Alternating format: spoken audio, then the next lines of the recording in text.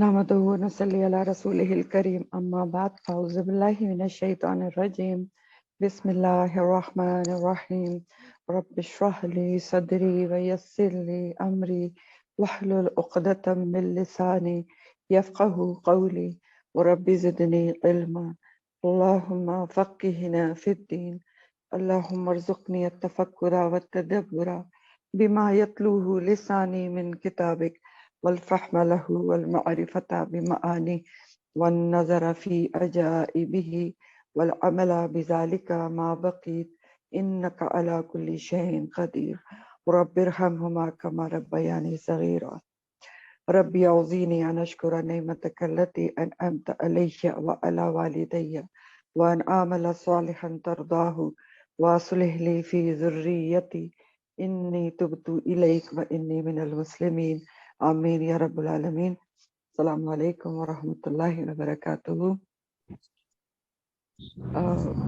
آج کی تفسیر آپ کے سورہ البقرہ آیت نمبر 234 سے ہے۔ البقرہ آیت نمبر 234۔ والذین، اور وہ لوگ، یتوفون، جو فوت ہو جاتے ہیں، منکم، تم میں سے یعنی اہل ایمان میں سے، وَيَذَرُونَ، اور وہ چھوڑ جاتے ہیں، ازواجن، بیویاں، تو وہ بیویاں یا کیا کریں، یتربصن، وہ عورتیں انتظار کریں، بِأَنفُسِهِنَّ، اپنے نفسوں کے ساتھ، اربعۃ، 4 اشہرن، مہینے، 4 مہینے، وعشرہ، اور 10 دن۔ جو لوگ فوت ہو جاتے ہیں اور پیچھے بیویاں چھوڑ جاتے ہیں تو وہ بیویاں، وہ عورتیں انتظار کریں اپنے نفسوں کے ساتھ 4 ماہ 10 دن۔ تو بیوہ کی عدت کا بیان ہو رہا ہے۔ پیچھے آپ نے متعلقہ کی عدت کے بارے میں پڑھا تھا، اب بیوہ کی عدت کا بیان ہے، کتنی ہوگی؟ 4 ماہ اور 10 دن ہوگی۔ اور یہ بات آپ لکھ لیں یہاں پر کہ یہ حکم بیوہ کی عدت کا 4 ماہ 10 دن سب عورتوں کے لیے لازم اور واجب ہے، ہر قسم کی عورت کے لیے لازم اور واجب ہے، چاہے بوڑھی ہو یا جوان ہو، چاہے ازدواجی تعلق قائم ہوا ہے یا نہیں ہوا ہے، لیکن اگر رخصتی سے پہلے بھی شوہر کا انتقال ہو گیا تو بھی عدت کی مدت یہی ہوگی، 4 ماہ 10 دن ہر قسم کی عورت کے لیے ہے۔ اور عدت کی مدت جو ہے وہ قمری یعنی چاند کے حساب سے ہوتی ہے، اور یہاں بھی عدت کی مدت قمری حساب سے کاؤنٹ کی جائے گی، اور یہی مدت جو ہے وہ بیوہ کی سوگ منانے کی بھی ہے شوہر کے لیے۔ شوہر کا سوگ بیوہ جو ہے وہ 4 ماہ 10 دن منائے گی، ورنہ عام طور پہ کیا حکم ہے، کسی کے لیے بھی 3 دن سے زیادہ کا سوگ نہیں ہے، ابھی آگے حدیث آ جائے گی۔ اس میں ایک صرف ایکسیپشن ہے، ایکسیپشن یعنی جس کو اردو میں کہتے ہیں استثنائی صورت ہے، کہ 4 ماہ 10 دن کب نہیں ہو سکتے بیوہ کی عدت؟ حاملہ عورت، اگر عورت پریگننٹ ہے تو وہ بیوہ اگر ہوئی تو اس کی جو عدت کی مدت ہوگی وہ وضع حمل ہے۔ اگر کوئی پریگننٹ عورت بیوہ ہوتی ہے تو اس کی عدت کیسے ختم ہو جائے گی؟ جیسے ہی اس کی ڈیلیوری ہوگی، وضع حمل ہوگا، ویسے ہی اس کی عدت ختم ہو جائے گی۔ اب چاہے ڈیلیوری 1 ہفتے بعد ہی ہو جائے تب بھی ختم ہو جائے گی، یا 6-7 مہینے بعد ہے تب عدت اس کی ختم ہوگی۔ تو بیوہ کی عدت جو ختم ہوگی، جو پریگننٹ ہے اس کی عدت کی مدت وضع حمل ہے، ٹھیک ہے؟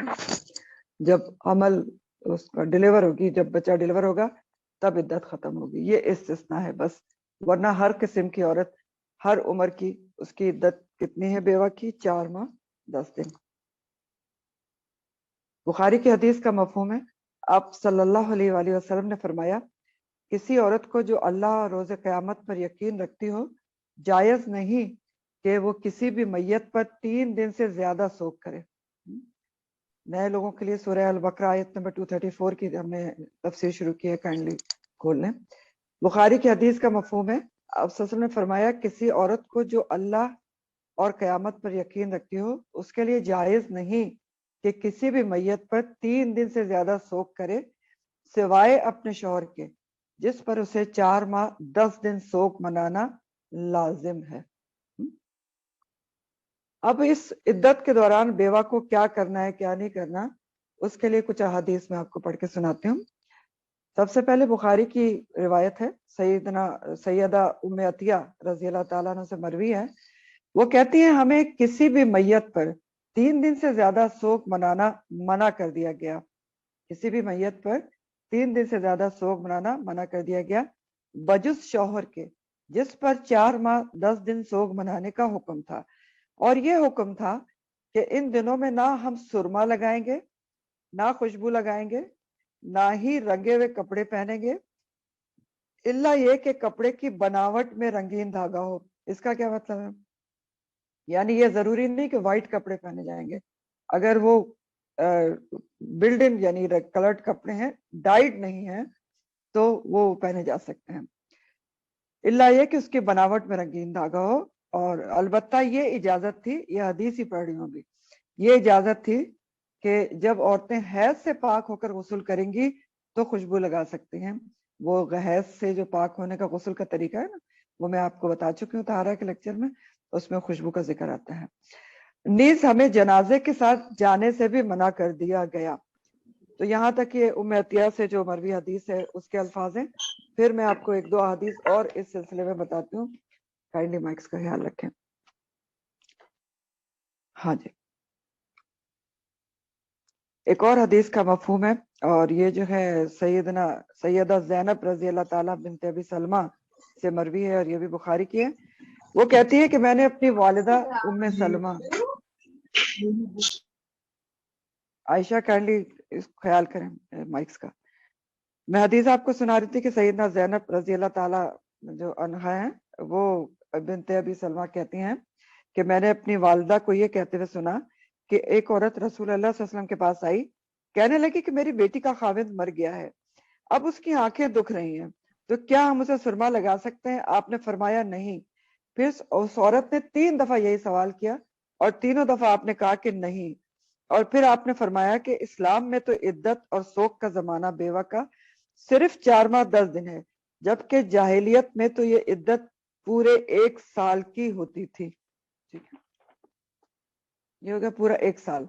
تو زمانے جاہلیت میں ایسا ہوتا تھا، یہ بھی ایک حدیث میں آتا ہے کہ یہ دستور تھا کہ جب کسی عورت کا خاوند مر جاتا تھا تو اس کو ایک بہت ہی جھوپڑی میں بھیج دیتے تھے، گھر سے نکال دیتے تھے، اور وہاں پر وہ جا کر رہتی تھی، اور ایک پورا 1 سال اس طرح سے وہ زمانہ گزارتی تھی، ایک الگ تھلگ جھوپڑی میں رہ کے۔ تو اس کے بارے میں آگے بھی میں آپ کو بتاؤں گی۔ تو بہرحال یہ تو حدیث بتا رہی ہیں۔ اس کے علاوہ ایک اور حدیث ہے ترمذی کی، جس میں ایک عورت نے آپ صلی اللہ علیہ وسلم سے پوچھا عدت کے دوران میکے جانے کے بارے میں، تو اس تک کے بارے میں آپ نے فرمایا کہ دوران عدت اگر میکے بھی نہ جائے، اپنے شوہر کے گھر میں گزارے تو زیادہ بہتر ہے۔ ٹھیک ہے، یہ تو ساری حدیث تھیں۔ اس کے علاوہ کیا چیزیں ہیں جو عدت کے دوران بیوہ کو کے لیے منع ہے، اور جو بیوہ کر سکتی ہے؟ اس کے علاوہ یہ چیزیں ہیں کہ فوتگی والے گھر میں اگر کوئی بہت قریبی عزیز فوت ہو گیا ہے تو دن کے وقت وہاں پر جا سکتی ہے، فوتگی والے قریبی عزیز کی فوت میں۔ اشد ضرورت کے لیے دن کے وقت نکل سکتی ہے۔ سفر کرنا منع ہے دوران عدت، حج اور عمرہ بھی کرنے نہیں جا سکتی عورت دوران عدت۔ اشد ضرورت کیا ہے اس کو بھی آپ سن لیں۔ اشد ضرورت یہ ہے جس میں دن کے وقت نکل سکتی ہے اور لازماً مغرب تک اس کو گھر آ جانا چاہیے، جیسے بیمار ہے بہت زیادہ، اب اس کو ظاہر ہے ڈاکٹر یا ہاسپٹل جانا ہے تو جا سکتی ہے، کیونکہ ظلم تو نہیں ہے۔ پھر اسی طرح اور بھی شقیں ہیں جو جن تمام باتوں پر علماء کا اجماع ہے، وہ میں آپ کو بتا رہی ہوں۔ یہ ساری باتیں جو میں آپ کو بتا رہی ہوں، کچھ تو حدیث بتائی ہیں، اس کے بارے میں لکھ لیں ان تمام باتوں پر علماء کا اجماع ہے کہ اشد ضرورت کے وقت کیسے نکل سکتی، سخت بیمار ہو تو نکل سکتی ہے۔ بینک وغیرہ کے جو شوہر کے بینک بیلنس کے سیٹل ڈاؤن کرنے کے مسائل ہوتے ہیں، بینک بلاتا ہے کہ نہیں آپ آئیں سائن کریں، یا جو جائیداد وغیرہ کے مسائل ہوتے ہیں شوہر کی ڈیتھ کے بعد جس میں 4 مہینے ویٹ نہیں کیا جا سکتا، تو مجبوراً ایسی سب صورتحال میں نکل سکتی ہے۔ اور ایک اور صورتحال ہے کہ اگر عورت گھر کی واحد کفیل ہے اور اس کی کوئی اور مدد کرنے والا نہیں ہے فائنینشیلی، فار ایگزامپل عورت جاب کر رہی تھی، اس کا ہسبینڈ کئی عرصے سے بیمار تھا، وہ نہیں کر رہا تھا، اب یہ واحد ارننگ ہینڈ ہے، تو اب کیا ہے، اور اس کی کمپنی اس کو چھٹی بھی نہیں دیتی، بیوہ کی جو چھٹی ہوتی ہے یا बेनिफिट्स भी नहीं दे रही विडो के, तो फिर क्योंकि वाहिद कफील है तो वो निकल सकती है, लेकिन वही हुदूद के अंदर रहते हुए पर्दे के साथ, और यही मेकअप वगैरह नहीं करना, परफ्यूम नहीं लगाना, इन सब के साथ निकला जा सकता है। और भी कुछ चीजें हैं, और जहाँ मजबूरी हो वहां पर मुफ्ती से पूछ लेना चाहिए। जैसे छोटे बच्चे हैं और आपने छोटे बच्चों को वो आपके अलावा कोई लेकर जाने वाला नहीं है डॉक्टर के पास या कुछ, तो ये सारी शिकें इसमें आती हैं जो उलमा इजाजत दे देते हैं। तो अशद जरूरत के अंदर सारी चीजें आती हैं। और मेकअप तो आपको पता चल गया कि सुरमा तक लगाने से मना कर दिया गया, परफ्यूम्स नहीं लगा सकते। डाइट कपड़े, यानी जैसे जो डाई कराए जाते हैं, टाई एंड डाई वगैरह, या एम्ब्रॉयडेड, कॉन्सेप्ट ये है कि डेकोरेटेड कपड़े नहीं पहनना चाहिए। और औरत शौहर के घर में रहेगी, इद्दत गुजारेगी। तो अहम बात यहाँ पर यह है कि ये सब कुछ सिर्फ इस्लाम में 4 माह 10 दिन तक मना है, जबकि मैंने आपको बताया कि जो जमाने जालियत थे उसमें बेवा की इद्दत 1 साल थी। तो ये भी इस्लाम का एक इतदाल पर मबनी हुक्म है। और ये जो मैं आपको हदीस का मफहूम बता रही थी कि जमाने जालियत में क्या होता था, कि ये भी इसी हदीस में आता है जो सैयदा ज़ैनब रजी अल्लाह ताला अन्हा बिनत अबी सलमा से मरवी है, कि वो कहती हैं कि औरत जब बेवा होती थी जमाने जालियत में, जैसे औरत का खाविंद मर जाता था तो उसको बहुत ही घर से निकाल देते थे और उसको एक बुरे हाल में एक झोपड़ी, तंग और तारीक झोपड़ी में बिठा देते थे। बुरे से बुरा लिबास पहनती, ना खुशबू लगाती, ना कोई दूसरी आराइश और ज़ेबात करती, हत्ता के पूरा साल इसी तरह गुजार देती। उसके बाद जब साल गुजर जाता तो उसे ऊँट की मेंगनी दी जाती जिसे वो अपने सामने फेंक देती। यानी ये एक जहालत का अजीब ही तरीका था, और ये इस बात की निशानी होती कि उसकी इद्दत पूरी हो गई। तो फिर वो साल बाद इस तरह उस झोपड़ी से बाहर निकलती थी। तो ये सब होता था। और इस्लाम ने शौहर के घर में रहने को कहा, शौहर के घर में रहेगी, कोई उसको 4 माह 10 दिन से पहले निकलने का नहीं कह सकता, घर छोड़ने का नहीं कह सकता, ये सारी चीजें हैं। तो अब बेवा की जो इद्दत 4 माह 10 दिन रखी गई है, उसकी हिकमत क्या है? असल हिकमत तो अल्लाह सुब्हानहू तआला जानते हैं, जो ऑब्वियसली नजर आती हैं वो हिकमत। तो सबसे पहली हिकमत तो यही है कि अगर वो हामिला है, शौहर के साथ प्रेग्नेंट है, तो पूरी तरह हमल वाजे हो जाए, पूरी तरह हमल वाजे हो जाए। आपको पता है कि जो प्रेगनेंसी होती है, जब ये जो 4 माह 10 दिन है ना, वो तकरीबन 17 वीक्स और 5 दिन बनते हैं, 17 हफ्ते और 5 दिन बनते हैं। 16 हफ्ते प्लस में, 16 वीक प्लस में बच्चा जो है वो हरकत शुरू कर देता है।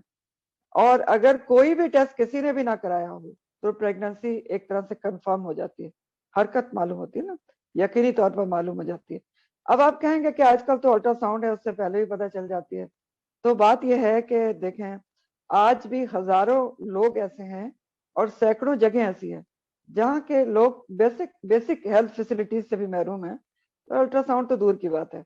आज भी ऐसी जगह हैं, जब हम गांव में जाते थे मेडिकल कैंप्स करने के लिए, रिसेंट बात है, 9 महीने कहीं एक जगह भी कोई खातून दिखाने नहीं जाती, बस खुद ही उसको पता चल जाता है जब वो प्रेगनेंसी एडवांस करती है, घर में डिलीवरी हो जाती है, तो कहाँ की अल्ट्रासाउंड और कौन सी अल्ट्रासाउंड कोई पता नहीं होता।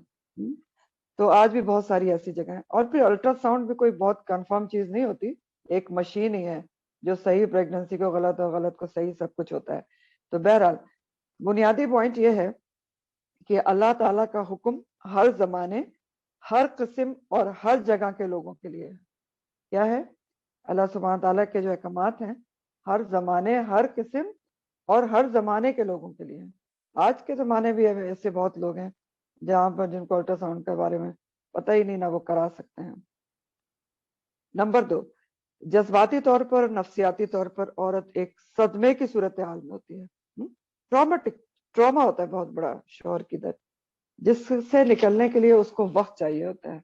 तो एक जो है प्लेंटी ऑफ टाइम दिया गया है, 4 महीने 10 दिन, कि वो पूरी तरीके से अपने आप को इस नई सूरत हाल से निपटने के लिए एडजस्ट कर ले। औरत वैसे बहुत नाजुक चीज है, सनफ नाजुक है। शौहर की मौत जाहिर है उसके लिए बहुत बड़ा सदमा है, तो उससे निकलने को 3 दिन के में तो नहीं निकल आएगी ना। तो एक प्रॉपर टाइम दिया गया है कि जिससे वो अपने आप को संभाल सके और आइंदा का लाहेमल बना सके। اور پھر یہاں پر آپ دیکھیں کہ یہ صرف عورت کو نہیں کہا کے لیے نہیں ٹائم دیا گیا کہ 4 ماہ 10 دن، اس کے آس پاس والے لوگوں کو بھی بتایا گیا ہے کہ یہ بیوہ کو 4 ماہ 10 دن کا ٹائم دیا جائے.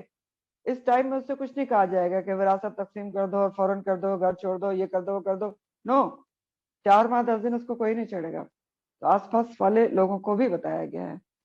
پھر نمبر 3، باہر نہ نکلنے کو کیوں منع کیا گیا؟ اس لیے منع کیا گیا کہ اس میں بھی عورت کی اپنی پروٹیکشن ہے، اس کی عزت اور عصمت کی حفاظت ہو سکے، کوئی اس کے متعلق غلط بات نہ کرے. کیونکہ یہ ایک افسوس کے ساتھ ہمارے معاشرے کا ایک دستور ہے کہ جب دیکھتے ہیں عورت اکیلی ہے تو کوئی بھی اٹھا کے کوئی بھی بات کر دیتا ہے، جو بھی اس کو بات کسی بھی قسم کی. تو اور پھر وہی بات کہ گھر میں رہ کے پرسکون ماحول میں رہ کے ذرا اپنے آپ کو خود اپنے آپ کو سمجھا سکے، کنسول کر سکے اور ریڈی کر سکے آئندہ کے حالات کے لیے. پھر اسی طرح شوہر کے گھر میں رہے، یہ جو کہا گیا 4 مہینے 10 دن اس کو کوئی بھی نہیں کہہ سکتا.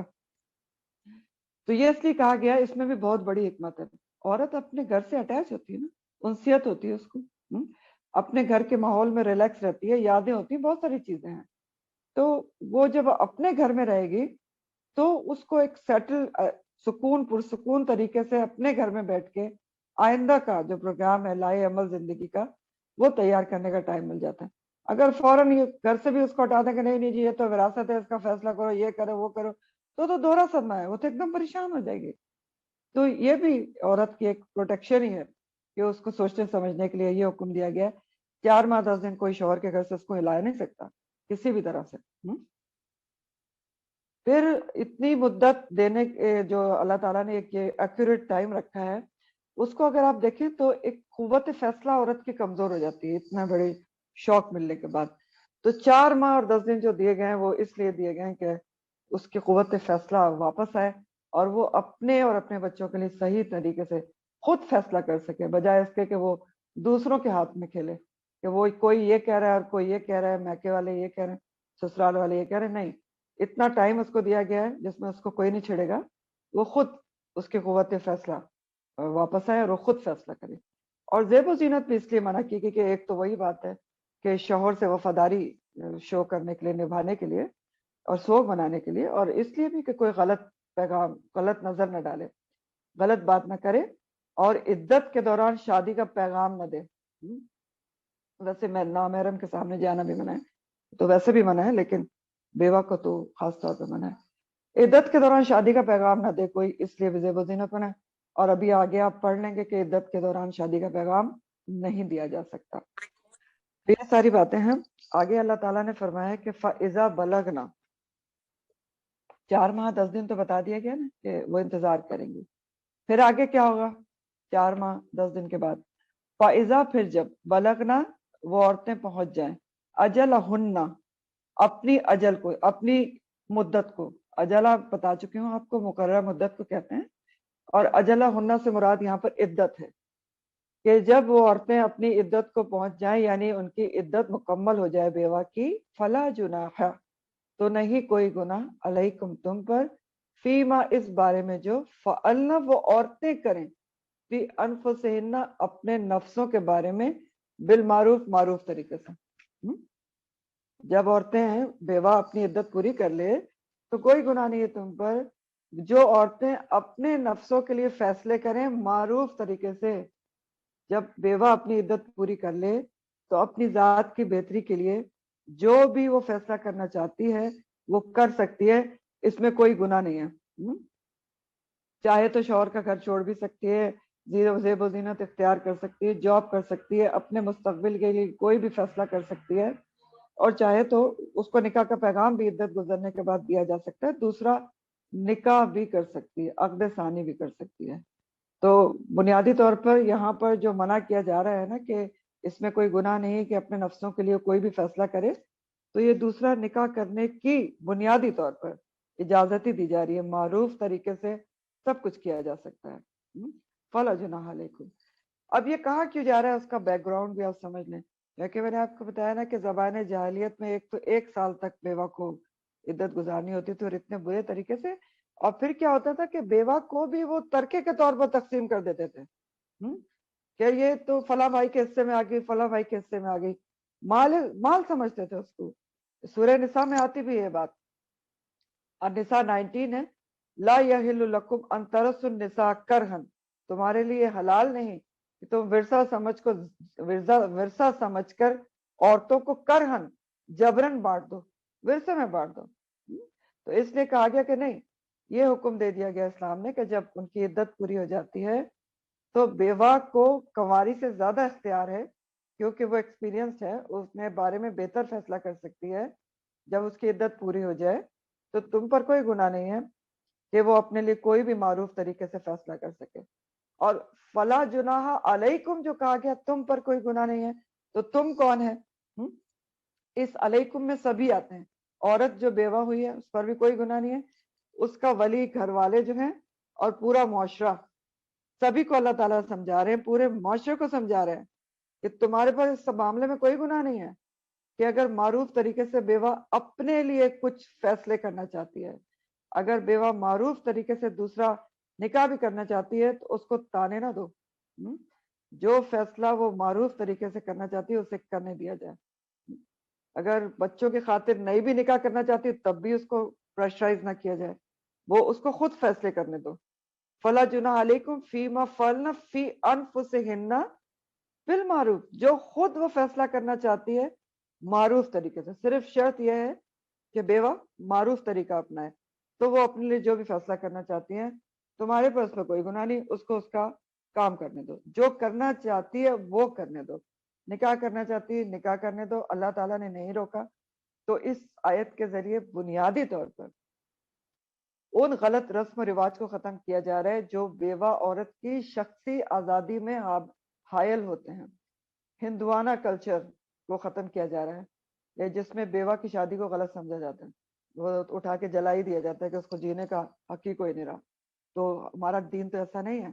تو بیوہ کو اللہ سبحانہ تعالیٰ نے کنواری سے زیادہ حقوق دیے کہ سب لوگوں کو کہہ دیا کہ تم پر کوئی گناہ نہیں ہے. اگر وہ اپنا خود کوئی فیصلہ کرنا چاہتی ہے, نکاح کرنا چاہتی ہے, نہیں کرنا چاہتی ہے, کوئی اور کام کرنا چاہتی ہے, شوہر کے گھر میں رہنا چاہتی ہے, کہیں اور جانا چاہتی ہے, جاب کرنا چاہتی ہے, جو بھی کرنا چاہتی ہے, شرط صرف یہ ہے کہ معروف طریقہ ہو تو وہ کر سکتی ہے, اس کو کرنے دیا جائے.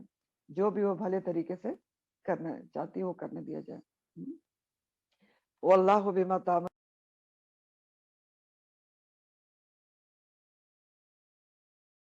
خوب خبر رکھنے والا ہے. تو یہ کیوں کہا گیا کہ اگر تم بیوہ کو تانے دو گے نا کہ دوسرا نکاح کرنے جا رہی ہے, نہ ہی کرتی, بچوں کی خاطر ایسی کیا مصیبت پڑی ہے, تو بھی وہ خبیر ہے, تمہارے ہر عمل کو دیکھ رہا ہے. اور پھر دوسرا اسپیکٹ یہ بھی ہے کہ اگر عورت معروف طریقے استعمال نہیں کرتی تو بھی اللہ سبحانہ تعالیٰ سب دیکھ رہا ہے. واللہ بما تعملون خبیر. پھر ایک اور حکم ہے آگے, ولا جناح, اور نہیں کوئی گناہ, علیکم تم پر, فیما اس بارے میں جو عورت تم اشارہ کیا تم نے, بھی ساتھ اس کے, من خطبۃ النسائی عورتوں سے منگنی کے بارے میں, او اکنن تم یا چھپا لیا تم نے, فی انفسکم اپنے نفسوں میں. تمہارے اوپر اس بارے میں کوئی گناہ نہیں کہ جو تم نے اشارے میں بات کی, خطبۃ النساء عورتوں سے بات پکی کرنے کے سلسلے میں. اچھا, ان دو الفاظ کو پہلے سمجھ لیں تاکہ آپ کو آیت سمجھ میں آئے. ارد تم کا لفظ جو ہے وہ اردا سے ہے, اردا عرضی جس سے ہوتی ہے پیش کرنا, لیکن جب تشدید آ گئی نا اردا تو اس کے معنی ہوتے ہیں اشارے کنائے میں بات کرنا. تو ارد تم, اور خطبہ جو ہے نا خطبۃ النساء, یہ وہ منگنی نہیں ہے خطبہ, اس کا ترجمہ منگنی لکھا ہے جو ہم کرتے ہیں اور جو ہم سمجھتے ہیں کہ انگوٹھیاں پہنا کے اور اسراف وغیرہ کر کے. خطبہ کے مطلب ہوتے ہیں نکاح کی بات چیت کرنا, پیغام نکاح. ٹھیک ہے, خطبۃ النساء جو لکھا ہے اس خطبہ کے معنی ہوتے ہیں منگنی. جو لکھا ہے منگنی سے مراد یہاں پر کیا, نکاح کی بات چیت کرنا, نکاح کی بات چیت پکی کرنا, پیغام نکاح دینا, یہ ہے اس کا مطلب. اور کہا کیا جا رہا ہے, کہا یہ جا رہا ہے اس آیت میں, اصل میں یہ جو آیت ہے وَلَا جُنَاحَ عَلَيْكُمْ فِيمَا عَرَضْتُمْ بِهِ, اس میں بیوہ کی عدت کے دوران, ایک عورت بیوہ ہو گئی عدت میں ہے, اس کے دوران اگر کوئی عقد ثانی اس سے کرنا چاہتا ہے تو اس کا پیغام کیسے بھجوائے گا اس کے بارے میں احکامات ہیں.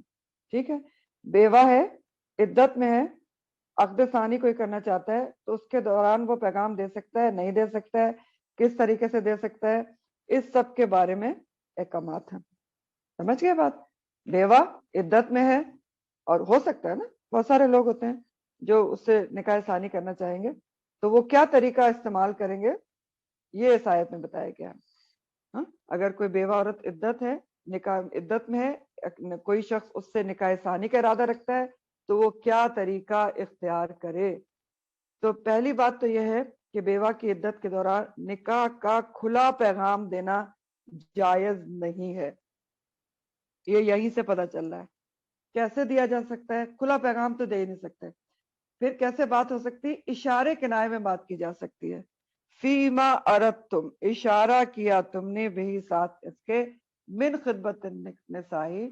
ٹھیک ہے, اشارے کنائے میں نکاح کی بات ہو سکتی ہے. اشارہ کنایہ کیسے ہو سکتا ہے؟ مثلا عورت کا جو ولی ہے یا اس کے کسی رشتہ دار یا اس کی فرینڈ سے جو شخص ایسا ارادہ رکھتا ہے, وہ اشارے میں بات کر لے کہ میں بھی کسی دیندار عورت کی تلاش میں ہوں, یا میں کسی ایسی عورت سے نکاح کرنے کا خواہش مند ہوں, بے شک بیوہ ہو یا متعلقہ ہو. تو یہ سب اشارے کنائے ہوتے ہیں. اشارے کنائے میں بات ہو سکتی ہے. اب کھلا پیغام دوران عدت بیوہ کو دینا کیوں جائز نہیں ہے؟ تو اس میں بھی 2-3 پوائنٹس ہیں. نمبر وہی کہ بے مروتی اور بے وفائی ہو جاتی ہے نا, کہ فوراً شوہر کے مرتے ہی نکاح کی بات کی جائے. اور دوسری بات ہے کہ عورت خود پسند ہی نہیں کرتی, اس کو بہت برا لگتا ہے, اس کے دل کو ٹھیس پہنچتی ہے, برا مناتی ہے اگر فوراً ہی اس سے نکاح کی بات کریں.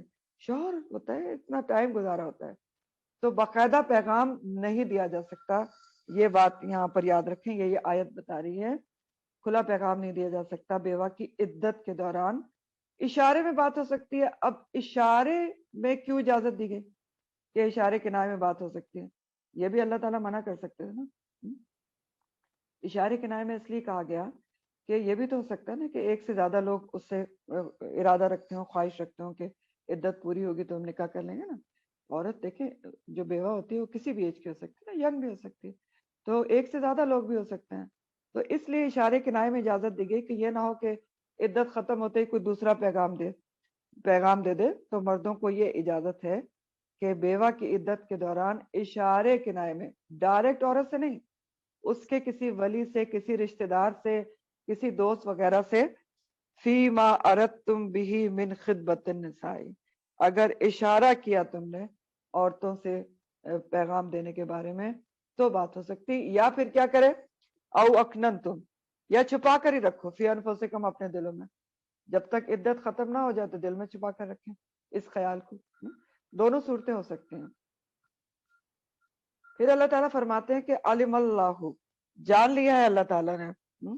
کیا جان لیا اللہ تعالیٰ نے؟ انکم, بے شک تم, ستذکرونہن, ان قریب تم ذکر کرو گے ان عورتوں کا, ان قریب تم یاد کرو گے ان عورتوں کو. یہ ستذکرونہن کا جو لفظ ہے ذکر سے ہے, اور ذکر کیا ہوتا ہے؟ دل میں یاد کرنے کو بھی کہتے ہیں, ذکر قولن کرنے کو بھی کہتے ہیں. تو اللہ تعالیٰ کہہ رہے ہیں کہ اگر تم نے کسی بیوہ عورت سے نکاح کرنے کا ارادہ رکھتے ہو تو یہ تو نہیں ہو سکتا, فطری چیز ہے کہ اگر تم اس کو پیغام نہیں بھی دو گے تو دل میں تو اس کا تمہیں خیال آئے گا. اگر تم کسی بیوہ سے نکاح کرنے کی خواہش رکھتے ہو, دل میں تو اس کا خیال آئے گا اس کی عدت کے دوران. تو دل کا جو خیال آنا ہے اس پر تو مواخذہ نہیں ہے. اگر دل میں خیال آتا ہے تو آ سکتا ہے, تم اس کو یاد کر سکتے ہو کہ میں عدت اس کی ختم ہوگی تو میں اس سے نکاح کر لوں گا. لیکن اور اگر آپ ذکر کا دوسرا معنی لیں کہ قولن کسی سے بات کرنا, تو اس کا مطلب یہ بھی ہو سکتا ہے کہ اللہ تعالیٰ یہ جانتا ہے کہ ستذکرونہن, ان قریب تم ذکر کرو گے, یعنی اپنے گھر والوں سے ذکر کر سکتا ہے نا انسان کہ میں فلاں بیوہ سے نکاح کا خواہش مند ہوں.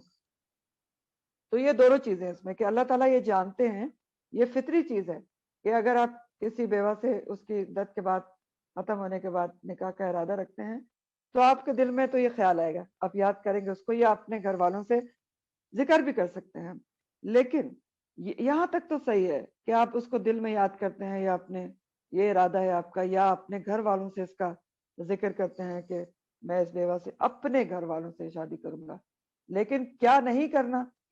اپنے اس خیال سے مغلوب ہو کر عدت کے دوران کوئی خفیہ وعدہ نہیں کرنا، باہم نہ وعدہ کرنا ہے ڈائریکٹ عورت سے، نہ وعدہ لینا ہے اس سے چھپ چھپا کر گھر والوں سے کسی بھی خلاف شریعت طریقے سے، ولا کلا لیکن نہ تو آئدوہن نہ تم باہم وعدہ کرو ان عورتوں سے سرن چھپ چھپا کر، ٹھیک؟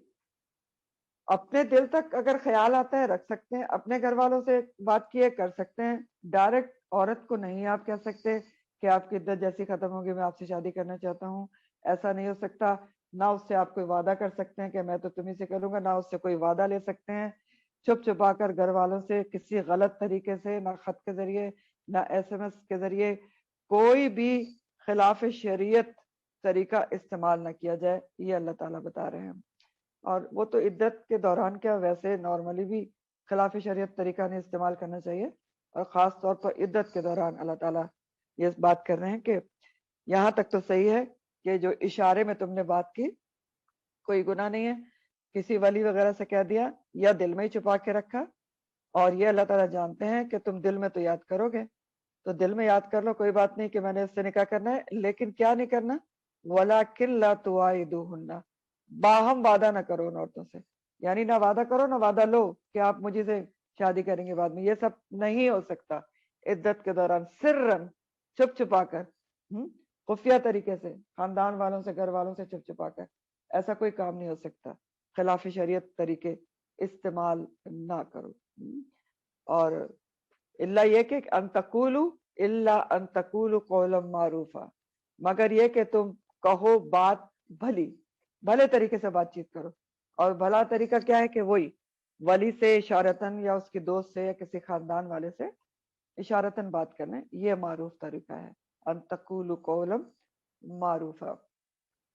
مزید اسی بات کو اور ایکسپلین اللہ تعالیٰ کر رہے ہیں، ولا تعزموا، اور نہ تم عزم کرو، تعزموا کا لفظ عزم سے ہے، اور عزم کے معنی ہوتے ہیں پختہ ارادہ، ولا تعزموا، نہ تم عزم کرو عقدۃ النکاح کا، نکاح کی گرا کا، پختہ ارادہ بھی نہ کرو نکاح کا بیوہ عورت سے، کب تک پختہ ارادہ بھی نہ کرو؟ حتی، یہاں تک کہ یبلغ الکتاب، یہاں تک کہ پہنچ جائے لکھا ہوا، اجلہ، اپنی مدت کو، تو الکتاب لکھا ہوا سے مراد یہاں عدت ہے۔ اب مزید کیا منع کیا جا رہا ہے کہ ڈیورنگ عدت جو اس کی ہے بیوہ کی، اس کے دوران نکاح کا پختہ ارادہ بھی نہیں کیا جا سکتا۔ نکاح کرنا تو درکنار، کھلا پیغام بھی نہیں دے سکتے، پراپر منگنی بھی نہیں ہو سکتی جیسے ہمارے یہاں کی جا سکتی ہے، بات پکی بھی نہیں کی جا سکتی، ڈیٹ بھی فکس نہیں ہو سکتی۔ نکاح کا پختہ ارادہ کیا ہوتا ہے کہ ڈیٹ فکس کر لی جائے، بات پکی کر لی جائے کہ بس جیسی عدت ختم ہوگی فلاں مہینے میں کر دیں گے، یہ سب نہیں ہو سکتا دوران عدت۔ کیا ہو سکتا ہے؟ صرف اور صرف اشارے کنائے میں ولی سے یا رشتہ دار سے بات ہو سکتی ہے، اشارے کنائے میں۔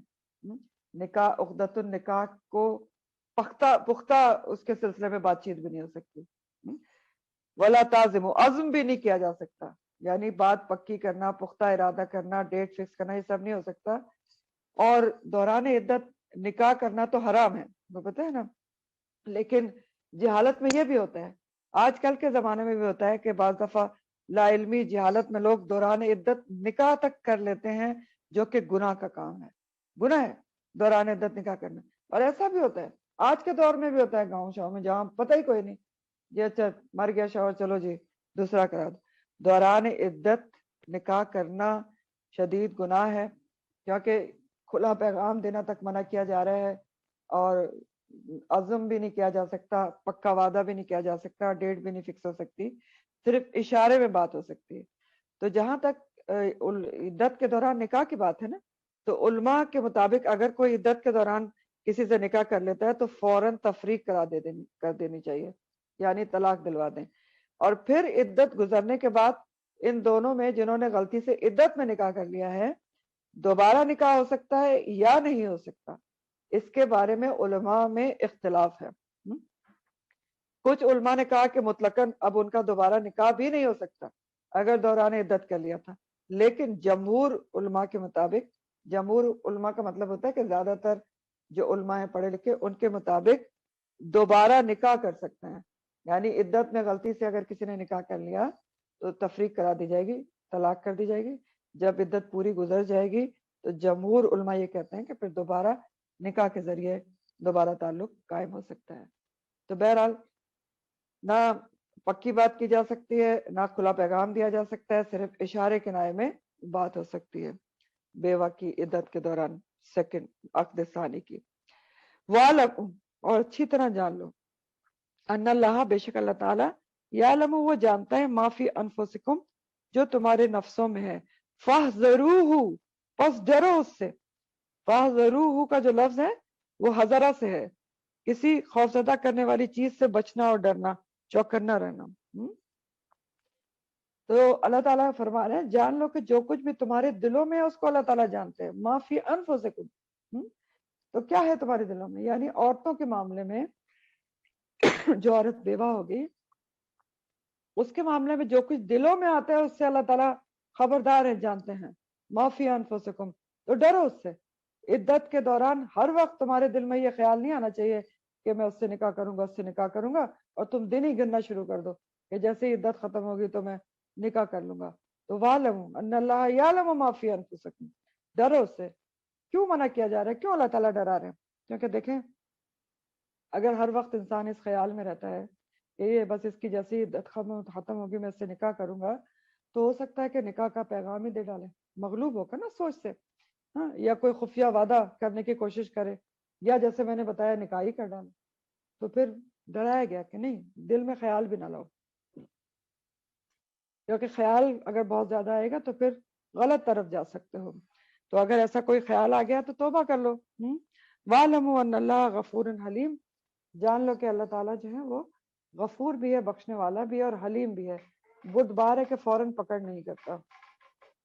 تو اگر کوئی غلط قسم کے خیالات آ چکے ہیں تو توبہ کر لیں, اللہ تعالیٰ سے معافی مانگ لیں. بخشنے والا ہے, بردبار ہے, حلیم ہے. حلیم کون ہوتا ہے؟ حلم سے ہے نا, بردبار یعنی فوراً پکڑ نہیں کرتا. تو اب ذرا اس کو سم اپ کر کے دیکھ لیں کہ خلاصہ کیا ہے.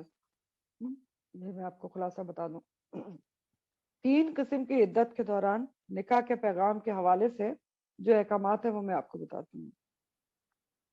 بیوہ کی عدت کے دوران جو بھی آپ نے پڑھا, کھلا پیغام دینا, منگنی کرنا, پختہ ارادہ کرنا, ڈیٹ وغیرہ فکس کرنا, سب منع ہے, ناجائز ہے. صرف کیا ہو سکتا ہے بیوہ کی عدت کے دوران, اشارے کنائے میں بات ہو سکتی ہے. نمبر 2, کون سی طلاق ہوتی ہے؟ رجعی طلاق یافتہ, پہلی یا دوسری طلاق ہوئی ہے, اس میں تو مطلقاً قطعاً حرام ہے کہ جو رجعی طلاق یافتہ عورت ہے اس کو کسی قسم کا بھی پیغام دیا جائے, اشارتاً یا چھپا یا ڈکا, کچھ بھی قطعاً منع ہے. کیوں؟ کیونکہ ہم پڑھ چکے ہیں وَبُعُولَتُهُنَّ أَحَقُّ بِرَدِّهِنَّ, کیونکہ رجعی طلاق میں عورت کا شوہر زیادہ حقدار ہوتا ہے کہ وہ اس سے رجوع کر لے. تو رجعی طلاق کے دوران تو کسی قسم کا بھی پیغام, نہ اشارے میں, نہ کرائے میں, نہ کچھ بھی, نتھنگ, کچھ بھی نہیں ہو سکتا, کیونکہ اس کا شوہر کو زیادہ حق ہے کہ وہ اس سے رجوع کرے. نمبر 3, بائنہ طلاق ہوتی ہے نا, 3 طلاق ہو گئی, تو اس میں آپ کسی قسم کا پیغام دے سکتے ہیں, کھلا پیغام بھی دیا جا سکتا ہے, اشارے میں بھی, دونوں طریقے سے, کیونکہ پرماننٹ طلاق ہو گئی. اور یہی بات پھر خلا والی عورت کے لیے بھی ہے. خلا بھی ایک پرماننٹ طلاق ہی ہوتی ہے, طلاق بائنہ کنسیڈر ہوتی ہے, تو اس میں بھی ہر قسم کا پیغام دیا جا سکتا ہے. یہ تھی ساری چیز. اور اگر یہ جو معاملات ہوتے ہیں نا طلاق کے, اور آگے جیسے مہر کی بھی بات آ رہی ہے, ساری چیزیں ہو سکتا ہے کہ آپ کو پہلی دفعہ میں ایک دم سے سمجھ میں نہ آئے, تو آپ کو چاہیے کہ آپ دوبارہ اس کی ریکارڈنگ سنیں اور ان چیزوں کو کلیئر کریں, کیونکہ ان کا تعلق روزمرہ کی زندگی سے ہے. تو بنیادی جو کانسیپٹس ہیں وہ ہمارے کلیئر ہونا چاہیے ان چیزوں کے بارے میں. ایک سیکنڈ مجھے دیجیے.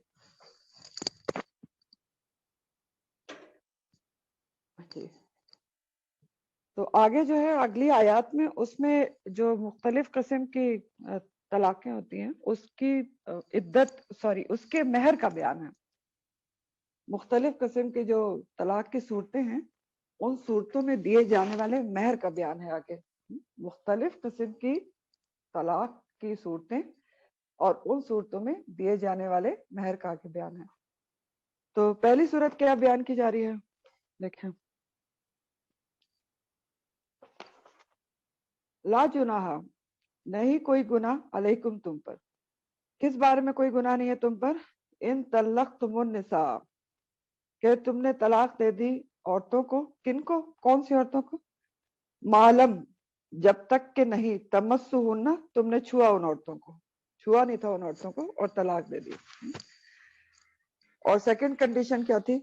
او تفردوا لہن فریضہ، اور ان کے لیے تم نے مہر بھی مقرر نہیں کیا تھا۔ پہلی سچویشن یہ بیان ہو رہی ہے کہ اگر، اچھا یہ جو فریضہ کا لفظ آیا نا، فریضہ یہ فرضہ سے ہے، اور فرض کیا چیز ہوتی ہے؟ جو لازم اور واجب ہوتی ہے، اور یہاں فریضہ سے مراد مہر ہے، جو لازم اور واجب ہوتا ہے، دینا ہوتا ہے نا۔ تو پہلی سچویشن یہ بتائی جا رہی ہے، اگر کسی ایسی عورت کو طلاق دی ہے جس کو ہاتھ نہیں لگایا، یعنی صرف نکاح ہوا تھا، رخصتی نہیں ہوئی ہے، جسمانی تعلق قائم نہیں ہوا تھا، اور دوسری کنڈیشن کیا کہ مہر بھی مقرر نہیں ہوا تھا۔ آیت دیکھیں، ایک کنڈیشن کیا ہے؟ طلاق ہو گئی، ان طلقتم النساء ما لم تمسہن، چھوا نہیں تھا، رخصتی نہیں ہوئی۔ دوسری کنڈیشن کیا ہے اسی کے ساتھ کہ او تفردوا لہن، میں نے کل آپ کو یہاں پر او کے بعد نہیں لکھوایا تھا نا، اس کے ترجمے میں کہ نہیں تم نے مقرر کیا تھا، کیونکہ اس میں معلم کا جو اثر ہے وہ آگے بھی آئے گا۔ او تفردو نہیں ہے، او لم تفردو ہن لہن فریدہ ہے، اس طرح ہے۔ تو آیت یہ کہہ رہی ہے کہ پہلی صورت یہ ہے کہ اگر ایسی عورت کو طلاق دے دی گئی جس کو ہاتھ نہیں لگایا تھا، صرف نکاح ہوا تھا، رخصتی نہیں ہوئی تھی، اور اس کا مہر بھی مقرر نہیں کیا گیا تھا۔ اور بعض دفعہ ایسا ہوتا ہے نا کہ آپس کی شادی ہوتی ہے تو کہتے ہیں اچھا کوئی بات نہیں، بعد میں دیکھ لیں گے، آپسی کا تو معاملہ ہے، اور مہر مقرر نہیں کیا جاتا۔ تو اب مرد کو کیا کرنا ہوگا؟ کیسے اس کو معاملہ کرنا ہوگا کہ ایسی عورت کو طلاق دے دی اس نے کہ صرف نکاح ہوا تھا اور مہر تو طے ہی نہیں ہوا تھا، تو اب کیسے دے؟ کیا کرے اس کے ساتھ؟ دینا ہے کچھ، نہیں دینا؟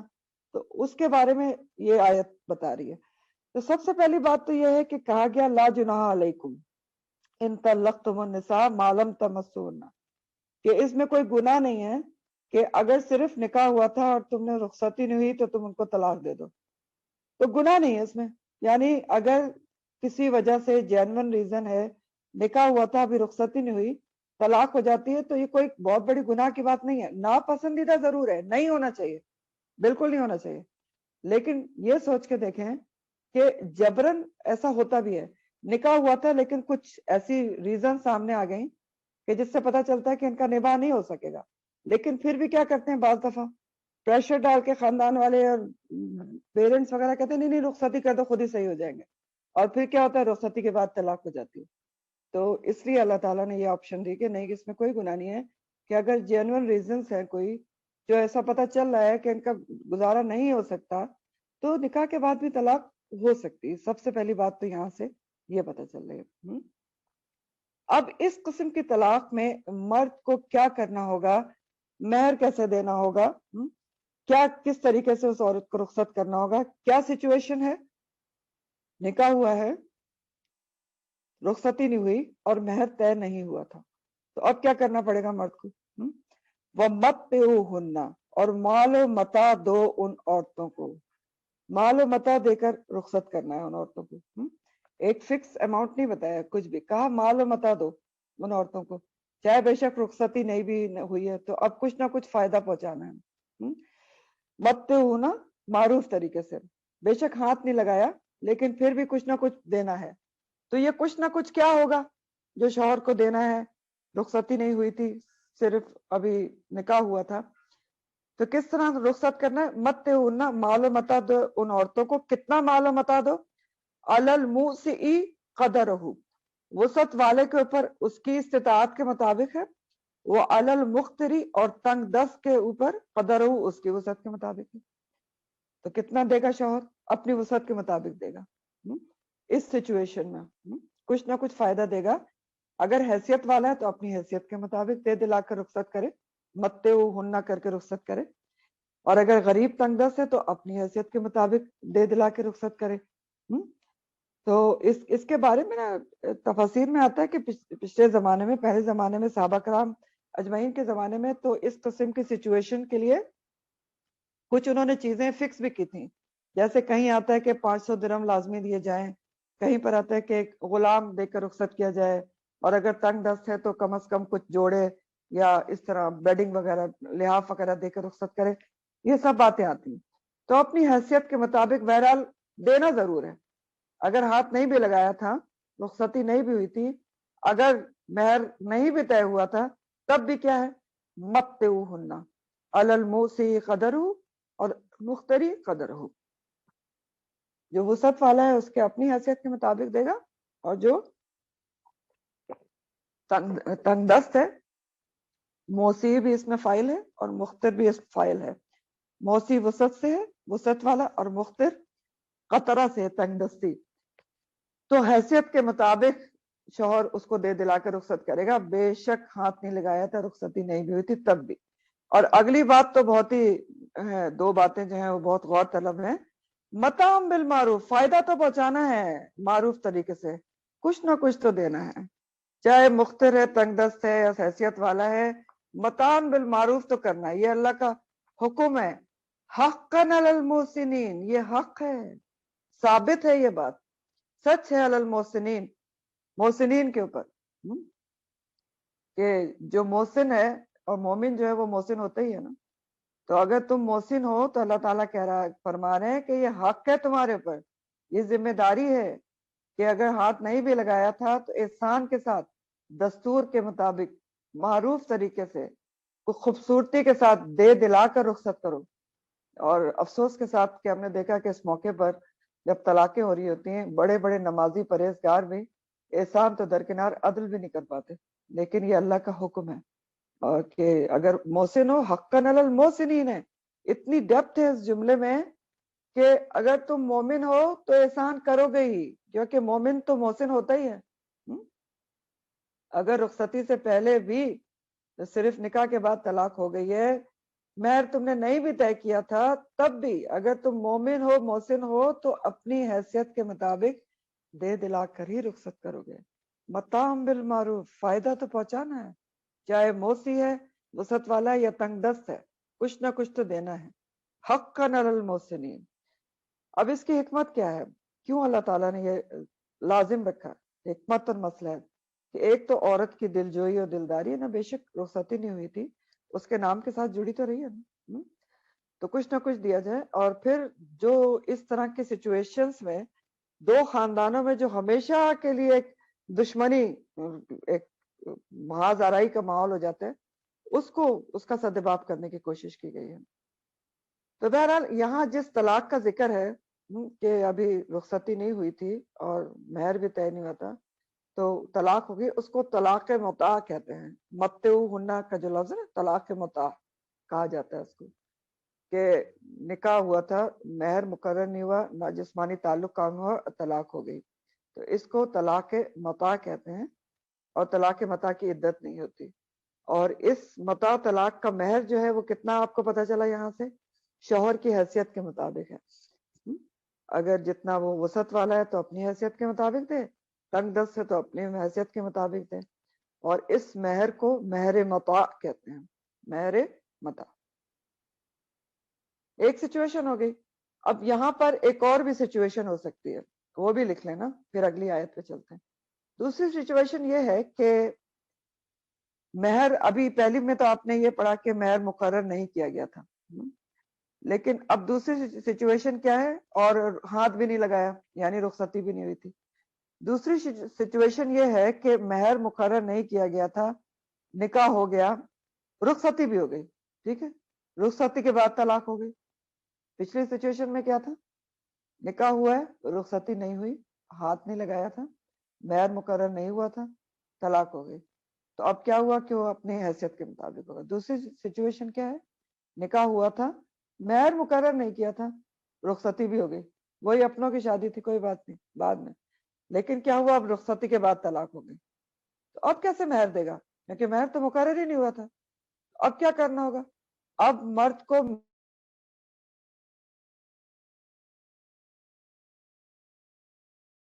میم آپ کا مائک میوٹ ہو گیا ہے. کھل گیا؟ جی ہیلو، ہاں جی بچوں کھل کو گیا. پتہ نہیں ہوتا جی ٹھیک ہے. تو اب دوسری سچویشن میں آپ کو بتا رہی تھی کہ مہر طے نہیں ہوا تھا اور صرف نکاح نہیں ہوا، رخصتی بھی ہو گئی لیکن طلاق ہو گئی، تو مہر تو طے نہیں ہوا تھا، تو اب کیا کریں گے؟ اب مرد کو مہر مثل دینا ہوگا، مثل مثال سے نا، سے، تو مہر مثل کیا ہوتا ہے؟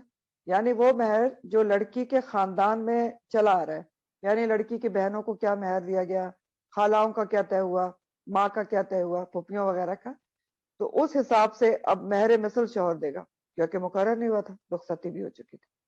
ٹھیک، یہ تو یہاں تک بات ہو گئی. اب جہاں تک بیوہ کی مہر کا معاملہ ہے، ایسا بھی ہو سکتا ہے نا کہ بیوہ شوہر مر گیا اور اس نے مہر نہیں دیا تھا، تو اب اس کو کتنا مہر ملے گا؟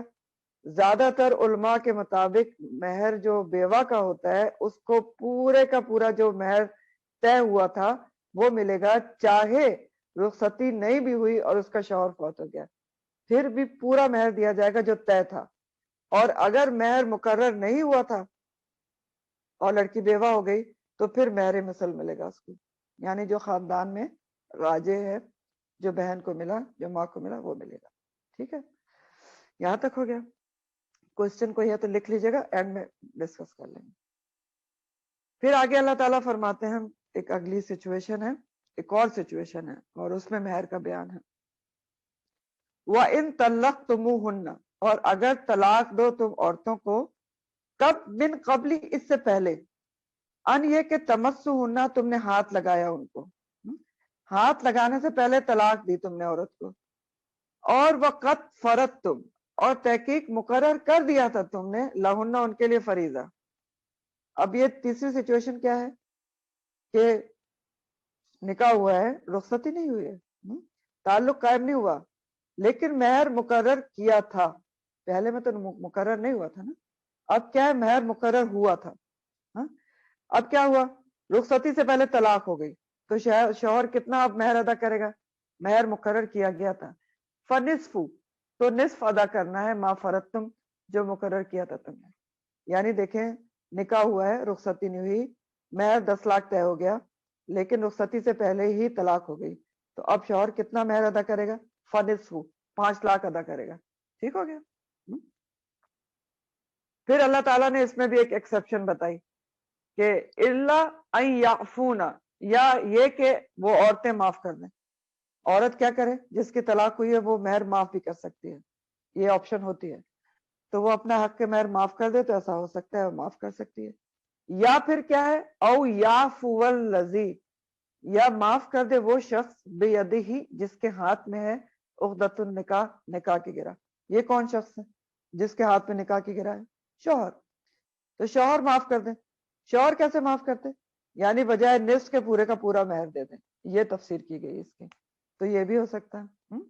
وَإِن تَعْفُوا، اور اگر تم معاف کر دو تو اقرب للتقوی، یہ زیادہ قریب ہے تقوی کے. تو یہ تم کون ہے؟ تم معاف کر دو تو زیادہ قریب ہے تقوی کے. زیادہ تر معنی اس کے یہ کیے گئے کہ شوہر سے خطاب ہے کہ اگر تم معاف کر دو، یعنی معاف کیا کر دو کہ بجائے آدھے کے پورا ہی دے دو، رعایت معاملہ، احسان والا معاملہ کرو، تو یہ بات تقوی سے زیادہ قریب ہے. اور پھر بعض نے کہا کہ اس سے دونوں ہی مراد ہیں، عورت بھی مراد ہو سکتی کہ دونوں ایک دوسرے سے تقوی کے ساتھ معاملات کریں، کوئی ناجائز مطالبہ کوئی کسی سے نہ کرے، تو وہ تقوی سے زیادہ قریب بات ہے. اور ساتھ میں اللہ تعالیٰ نے ہدایت کی کہ وَلَا تَنْسَبُوا الْفَضْلَ بَيْنَكُمْ، یہ بڑی امپورٹنٹ بات ہے. وَلَا تَنْسَوْا، نہ تم بھولو، کس چیز کو؟ فضلہ بینکم، آپس کے فضل کو نہ بھولو. تم لوگ میاں بیوی رہ چکے ہو، آپس کے فضل اور احسان اور اچھے ٹائم کو نہ بھولو. یہ کتنی بڑی ہدایت کی جا رہی ہے. جب طلاق جیسا معاملہ ہو رہا ہے، جو تم نے اچھا ٹائم بھی تو گزارا ہوگا، اس ٹائم کو نہ بھولو. تو ایک دوسرے کے ساتھ احسان اور معاف کی روش اپناؤ، بھلائی کا معاملہ کرو، اور جو کچھ بھی تم کرو گے نا، ان اللہ بما تعملون بصیر، بے شک اللہ تعالیٰ اس کو خوب اچھی طرح سے دیکھ رہا ہے. یعنی جو بھی احسان کا معاملہ کرے گا اللہ کے حکم کے مطابق تقوی کے ساتھ، ایسے طلاق جیسے معاملے میں بھی معاملہ کرے گا، چاہے شوہر کرے گا یا بیوی کرے گی، تو اللہ سبحانہ تعالیٰ اس کو دیکھ رہے ہیں. جس نے بھی اچھا رویہ رکھا، اس نے سلوک کے ساتھ اس معاملے کو بھی نپٹایا، تو اللہ تعالیٰ اس کو اجر عظیم عطا کریں گے. फिर एक और बात भी यहाँ है हमारे सोचने की, ये जो जुमला है ना, वाला तनसबुल फतला बैनकुम, और इन ताफू, ये जो यहाँ से है ना कि व इन ताफू, अगर तुम माफ कर दो तो तकवा से ज्यादा करीब बात है, और आपस में फजल को ना भूलो। तो ये आम जिंदगी में भी ये जो है बड़ा, जो आप समझ लें उसूल बनाने वाली बातें हैं कि अगर तुम माफ कर दो, तुम कौन है, बीवी और शौहर दोनों से खिताब है, कि अगर तुम माफ कर दो तो ये ज्यादा तकवे से करीब बात है, और आपस के फजल को ना भूलो। तो जनरल लाइफ में भी इसको अप्लाई हम कर सकते हैं। कैसे? जनरली आप देखें, जो लड़ाई झगड़े शौहर और बीवी में होते हैं, तो क्या होता है उसमें, अक्सर क्या होता है, यूजुअली क्या होता है, आपस के फजल को तो अक्सर ही भूल जाते हैं ना। हाँ, और बिल्कुल ही ये कहना शुरू तो तुमने तो कभी मेरे साथ कोई अच्छा काम किया ही नहीं, सिर्फ बुराइयां जो हैं उसको काउंट करना शुरू कर देते हैं, चाहे बीवी हो चाहे शौहर हो। अच्छा, फला मौके पर ये किया, ये किया, ये किया, ये किया, ये किया, तो फजल को तो भूल ही जाते हैं कि कोई अच्छा काम भी किया था। अच्छाइयां भूल जाते हैं, और दोनों ऐसा करते हैं। लेकिन खास तौर पर क्योंकि हम तो होते हैं, बीवी के लिहाज से हमें ये बात याद रखना चाहिए कि ऐसा होता है कि जब कभी शौहर की तरफ से कोई गलत बात होगी जो आपके दिल को ठेस पहुंची, मेरे दिल को ठेस पहुंची, तो क्या करें, सारी बुराइयां शुरू से आखिर तक इकट्ठी कर लें दिल में। अच्छा, ये तो करते ही ऐसे हैं, उन्होंने मेरे साथ किया ही ये था, जब ये किया, जब ये किया। ऐसा नहीं करना चाहिए। फजल को आपस के दरमियान के नहीं बोलना चाहिए, अच्छाई भी तो की होगी ना, ऐसा तो हो ही नहीं सकता। किसी भी इंसान में सिर्फ बुराइयां या सिर्फ अच्छाइयां नहीं होती, तो उसको बैलेंस कर लेना चाहिए, दोनों के लिए, शौहर के लिए भी, बीवी के लिए, बीवी के लिए भी। लेकिन हम क्योंकि बीवियां हैं तो हमने अपने हिसाब से सोचना है। और इसमें एक और पॉइंट भी है अफसोस के साथ, कि नबी करीम सल्लल्लाहु अलैहि वसल्लम की हदीस का मफहूम है कि आपने फरमाया कि आपने औरतों को हिदायत की, ताकीद की कि शौहर की नाशुक्री ना करें, क्योंकि आपने कहा कि मैंने जहन्नम में औरतों को ज्यादा देखा है। पूछा गया कि क्यों, तो कहा इसलिए कि शौहर की नाशुक्री करती हैं। और आपने अल्फाज भी बताए कि जरा सी भी उनको शौहर के घर में तकलीफ पहुंचे तो कहती हैं कि मैंने तेरे घर में कभी भलाई देखी ही नहीं। ठीक, तो इस एटीट्यूड से बचना चाहिए, दोनों को बचना चाहिए, ये मैं नहीं कह रही। लेकिन हमारे बिहाफ पे क्या है कि हम नाजुक दिल के होते हैं ना, तो इस इतना नजाकत नहीं होना चाहिए दिल में कि सारे फजल को बिल्कुल ही नल एंड वाइट कर दें और सिर्फ बुराइयां याद रखें। तो जब लड़ाई झगड़ा होता है तो बैलेंस कर लें। फला तनसबुल फजला बैनकुम वा इंताफु अक़रबुल तक़वा, इसको याद रखें। वा इंताफु, अगर तुम माफ कर दोगे तो ये बात तकवा के ज्यादा करीब है, करीब तर है। तो चले अब मैं आपको खुलासा करती हूँ, तलाक की 4 सूरतों में महर क्या होगा, इसको लिख लें। खुलासा, तलाक की 4 सूरतों में महर क्या होगा। नंबर 1, आम सूरत है, निकाह हुआ था, रुखसती हो गई, महर भी तय हुआ था। निकाह हुआ जो आम होता है, रुखसती हुई, महर तय था, लेकिन तलाक हो गई, तो अब क्या होगा, जो तय था वही दे दिया जाएगा, सिंपल। ठीक है। दूसरी सिचुएशन, निकाह हुआ था और रुखसती दोनों हो गई, ठीक है, निकाह भी हो गया, रुखसती भी हो गई, कुछ अरसे बाद, और महर तय नहीं हुआ था। निकाह हुआ, रुखसती भी हो गई, लेकिन महर तो तय नहीं किया था, आपस की शादी थी। लेकिन क्या हुआ, थोड़े अरसे बाद तलाक हो गई, तो अब कैसे महर देंगे, तय तो हुआ ही नहीं था, रुखसती भी हो चुकी थी। तो अब महर मिसल दिया जाएगा। महर मिसल वही जो बहनों या फूफियों या माँ वगैरह का था।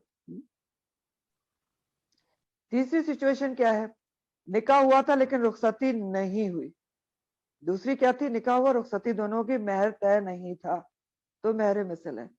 तीसरी सिचुएशन क्या है, निकाह हुआ है, रुखसती नहीं हुई और महर इसमें भी तय नहीं था, लेकिन महर तय नहीं था, रुखसती भी नहीं हुई, तो इस सिचुएशन में क्या होगा, अभी जो आपने पढ़ा, महर मता होगा, हैसियत के मुताबिक। निकाह हुआ, रुखसती नहीं हुई और महर तय नहीं था, तो शौहर की हैसियत के मुताबिक होगा, महर मता। हाँ, वमत्तिउहुन्ना अलल मूसी क़दरुहु व अलल मुक़्तरी क़दरुहु, ये वाली बात होगी। 3 सिचुएशंस होगी। चौथी सिचुएशन ये है कि निकाह हुआ, रुखसती नहीं हुई, लेकिन महर तय था, तो कितना दिया जाएगा, निस्फ दिया जाएगा। व इन तल्लक़तुमुहुन्ना मिन क़ब्लि अन तमस्सूहुन्ना वक़द फ़रज़तुम लहुन्ना फ़रीज़ा फ़निस्फ़ु मा फ़रज़तुम। ठीक हो गया। तो ये 4 सिचुएशंस और उसके महर हैं। आगे अल्लाह ताला फरमाते हैं, हाफिजु, حفاظت کرو الصلاواتی نمازوں کی، والصلاۃ الوسطی اور درمیانی نماز کی۔ حافظو حفاظت سے ہے اور امر جمع کا صیغہ ہے، حفاظت کرو نمازوں کی۔ اب یہ کیا ہوا؟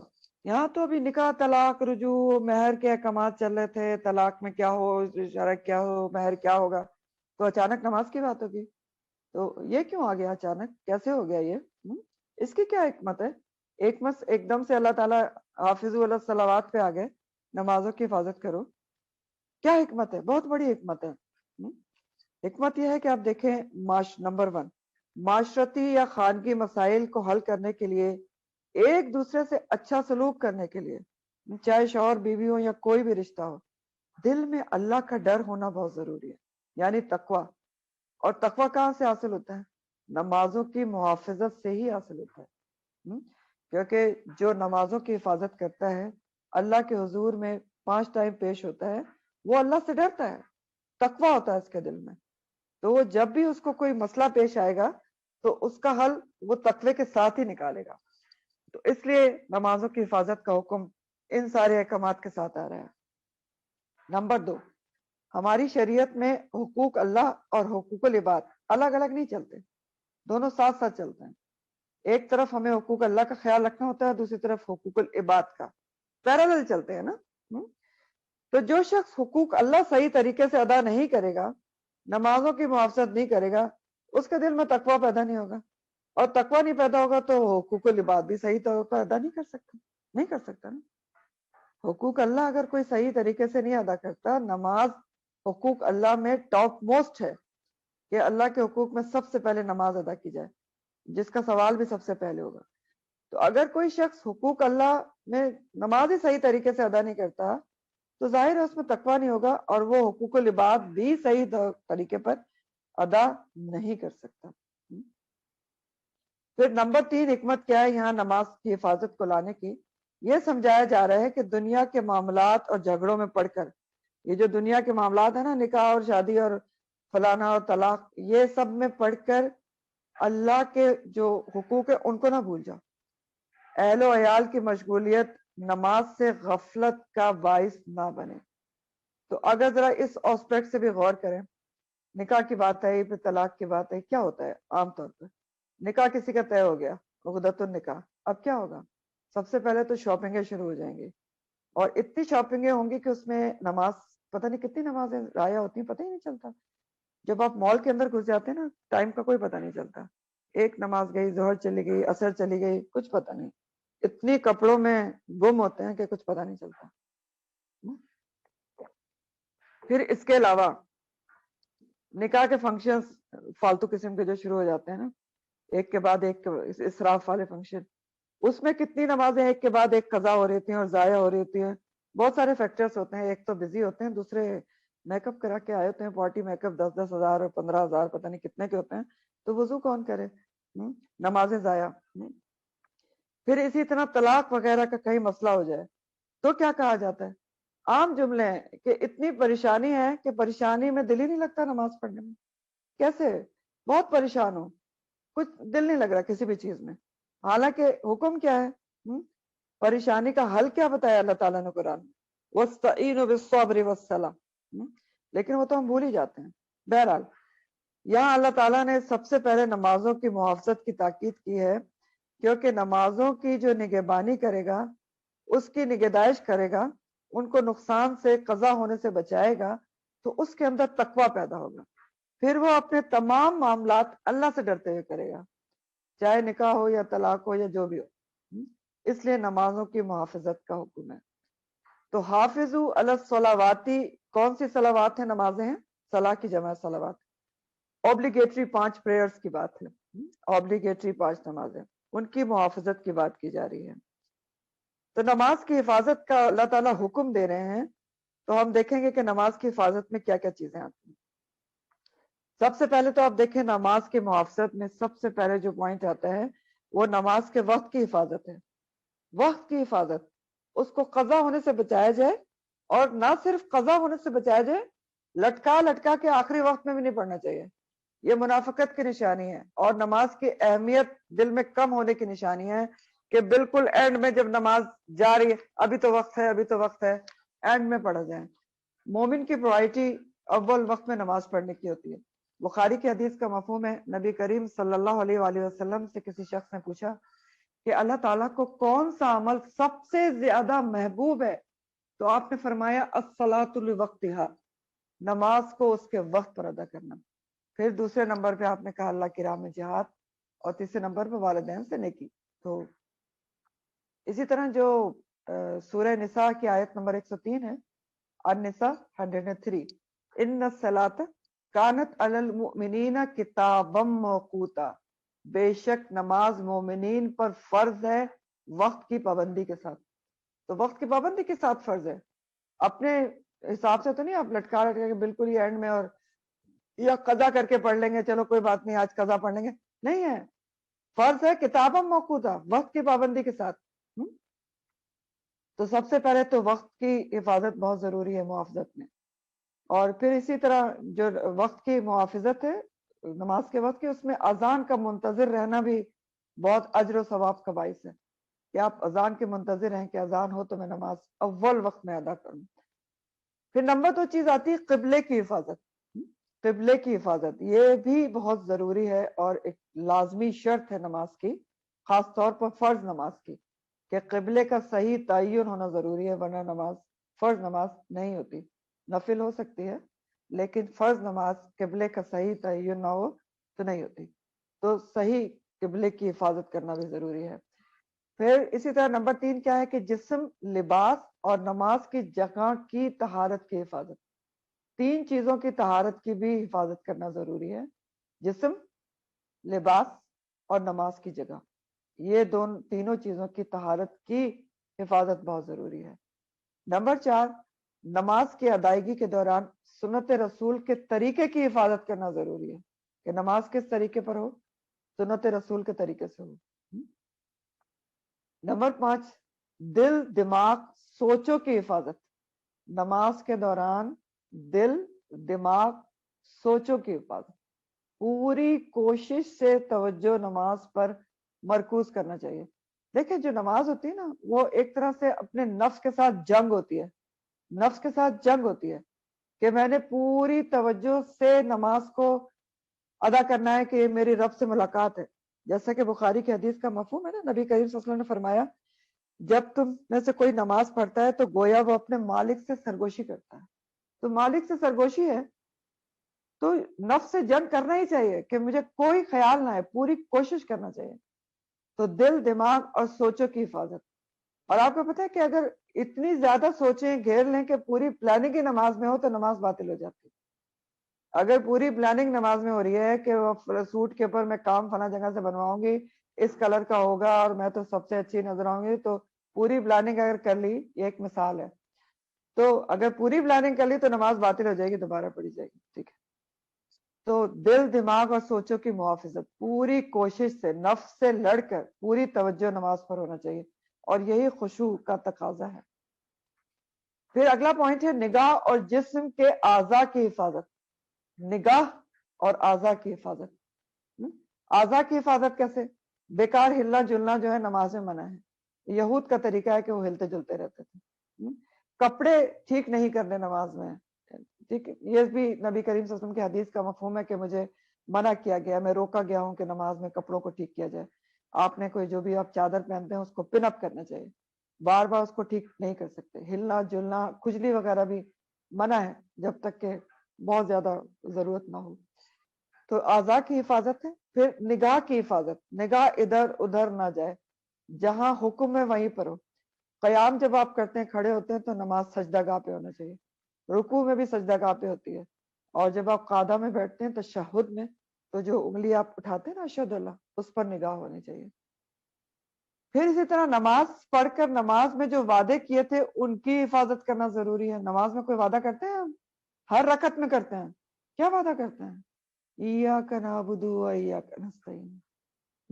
ہر رکعت میں کرتے ہیں، لیکن وہ بس ایز اے روٹین کرتے ہیں نا، سوچ کے کریں میں نے کیا وعدہ کیا ہے، صرف تیری عبادت کریں گے اور صرف تجھ سے ہی مدد طلب کریں گے. تو اس کی محافظت بھی ضروری ہے. پھر اسی طرح صرف اپنی نہیں، اپنے گھر والوں کی نماز کی بھی حفاظت کرنا چاہیے. یہ نماز قائم میں آتا ہے، اقیم الصلاح میں ہی آتا ہے. مسلم کی حدیث کا مفہوم ہے، آپ صلی اللہ علیہ وسلم نے فرمایا جس شخص نے نمازوں کی حفاظت کی اس کے لیے نماز روز قیامت نور، برہان اور نجات کا باعث ہوگی. نور، برہان اور نجات کا باعث ہوگی. نور یعنی دنیا اور آخرت میں نور بنتی ہے، نماز بنتی ہے. اور برہان روشن دلیل. اور ویسے بھی نور کیسے بنے گی نماز؟ آپ کو پتہ ہے حدیث میں آتا ہے کہ نبی کریم صلی اللہ علیہ وسلم نے کہا کہ میں اپنی امت کو روز قیامت کیسے پہچانوں گا؟ کہ ان کے وضو کے اعضاء چمکیں گے. تو آپ نے فرمایا کہ جس نے نماز کی حفاظت کی اس کے لیے نماز روز قیامت نور، برہان اور نجات کا باعث ہوگی. برہان کہتے ہیں روشن دلیل. تو برہان روشن دلیل کیسے بنے گی؟ یعنی مسلمان ہونے کا ثبوت نماز ہے نا، نمازیں لے کر جو پہنچا وہ برہان ہے. اور نجات کا باعث ہوگی، یعنی جس نے نمازوں کی محافظت کر لی وہ کامیاب ہے. آپ کو پتہ ہے نا، سب سے پہلے تو قبر میں ہی کامیاب ہے. قبر میں جب انسان کو لوگ ابھی چھوڑ کے پلٹتے ہی ہیں تو فرشتے آ جاتے ہیں جنہوں نے سوال جواب کرنا ہے منکر نکیر. تو اس وقت انسان کو اثر کا جاتا ہوا ٹائم نظر آتا ہے، دکھایا جاتا ہے کہ جیسے اثر جا رہی ہے، سورج غروب ہونے والا ہے. تو اگر نمازی ہے تو وہ ایک اپنے نا لاشعوری طور پر فرشتوں سے کہے گا کہ ذرا رک جاؤ، بعد میں بات کرتے ہیں، میں اثر پڑھنے جا رہی ہے. تو یہ بے چینی ہے جو نمازی کو ہوتی ہے. آپ سوچ کے دیکھیں، آپ کو بھی الحمدللہ ہوتی ہوگی. کہیں مارکیٹ میں ہیں، کہیں ڈرائیونگ پہ ہیں، سورج غروب ہونا، جلدی کریں، نماز جاری، نماز جاری. یہ تو وہ وہاں پر بھی کہے گی کہ نماز جاری ہے، تو بس وہیں کامیاب ہے، تو نجات کا باعث ہوگی. تو آگے حدیث کہتی ہے اور جس نے نماز کی حفاظت نہیں کی اس کے لیے نہ کوئی نور ہوگا، نہ برہان ہوگا، اور نہ روز قیامت کوئی نجات کا سامان ہوگا. پھر روز قیامت اس کا انجام فرعون، حامان اور ابی بن خلف کے ساتھ ہوگا. اور یہ کون ہے؟ اللہ کے نافرمان، اللہ کے دشمن. ٹھیک، یہ حدیث کا مفہوم تھا. تو نماز کیا ہے؟ ایک نہایت قابل احترام، قابل حفاظت، قیمتی ترین چیز ہے، ایکسپینسو ترین، قیمتی ترین چیز ہے جس کو ضائع ہونے سے بچانا چاہیے. اور اگر ایک نماز بھی ضائع ہو جائے تو سخت افسوس ہونا چاہیے دل میں، بہت بڑا نقصان ہے. صحابہ کرام اجمعین کی ایک نماز کبھی کسی وجہ سے قضا ہو جاتی تھی، روتے تھے، ایک دوسرے سے تعزیت کرتے تھے. اور اول تو کبھی ایسا ہوا نہیں، ایک دفعہ آتا ہے صرف جنگ اس میں خندق میں ایسا ہوا تھا کہ عصر کی نماز، جنگ پورے زور شور پر تھی تو چلی گئی تھی. تعزیت کرتے تھے، روتے تھے. تو صحابہ کرام اجمعین کی طرز عمل سے میں بھی ہمارے سوچنے کی بات ہے. ذرا ہم بھی سوچیں، دل پہ ہاتھ رکھیں، کبھی ہماری آنکھ میں آنسو آئے کہ نماز قضا ہو گئی؟ کبھی روئے ہیں، ہمارا دل دکھا ہے کہ ہماری نماز قضا ہو گئی ہے؟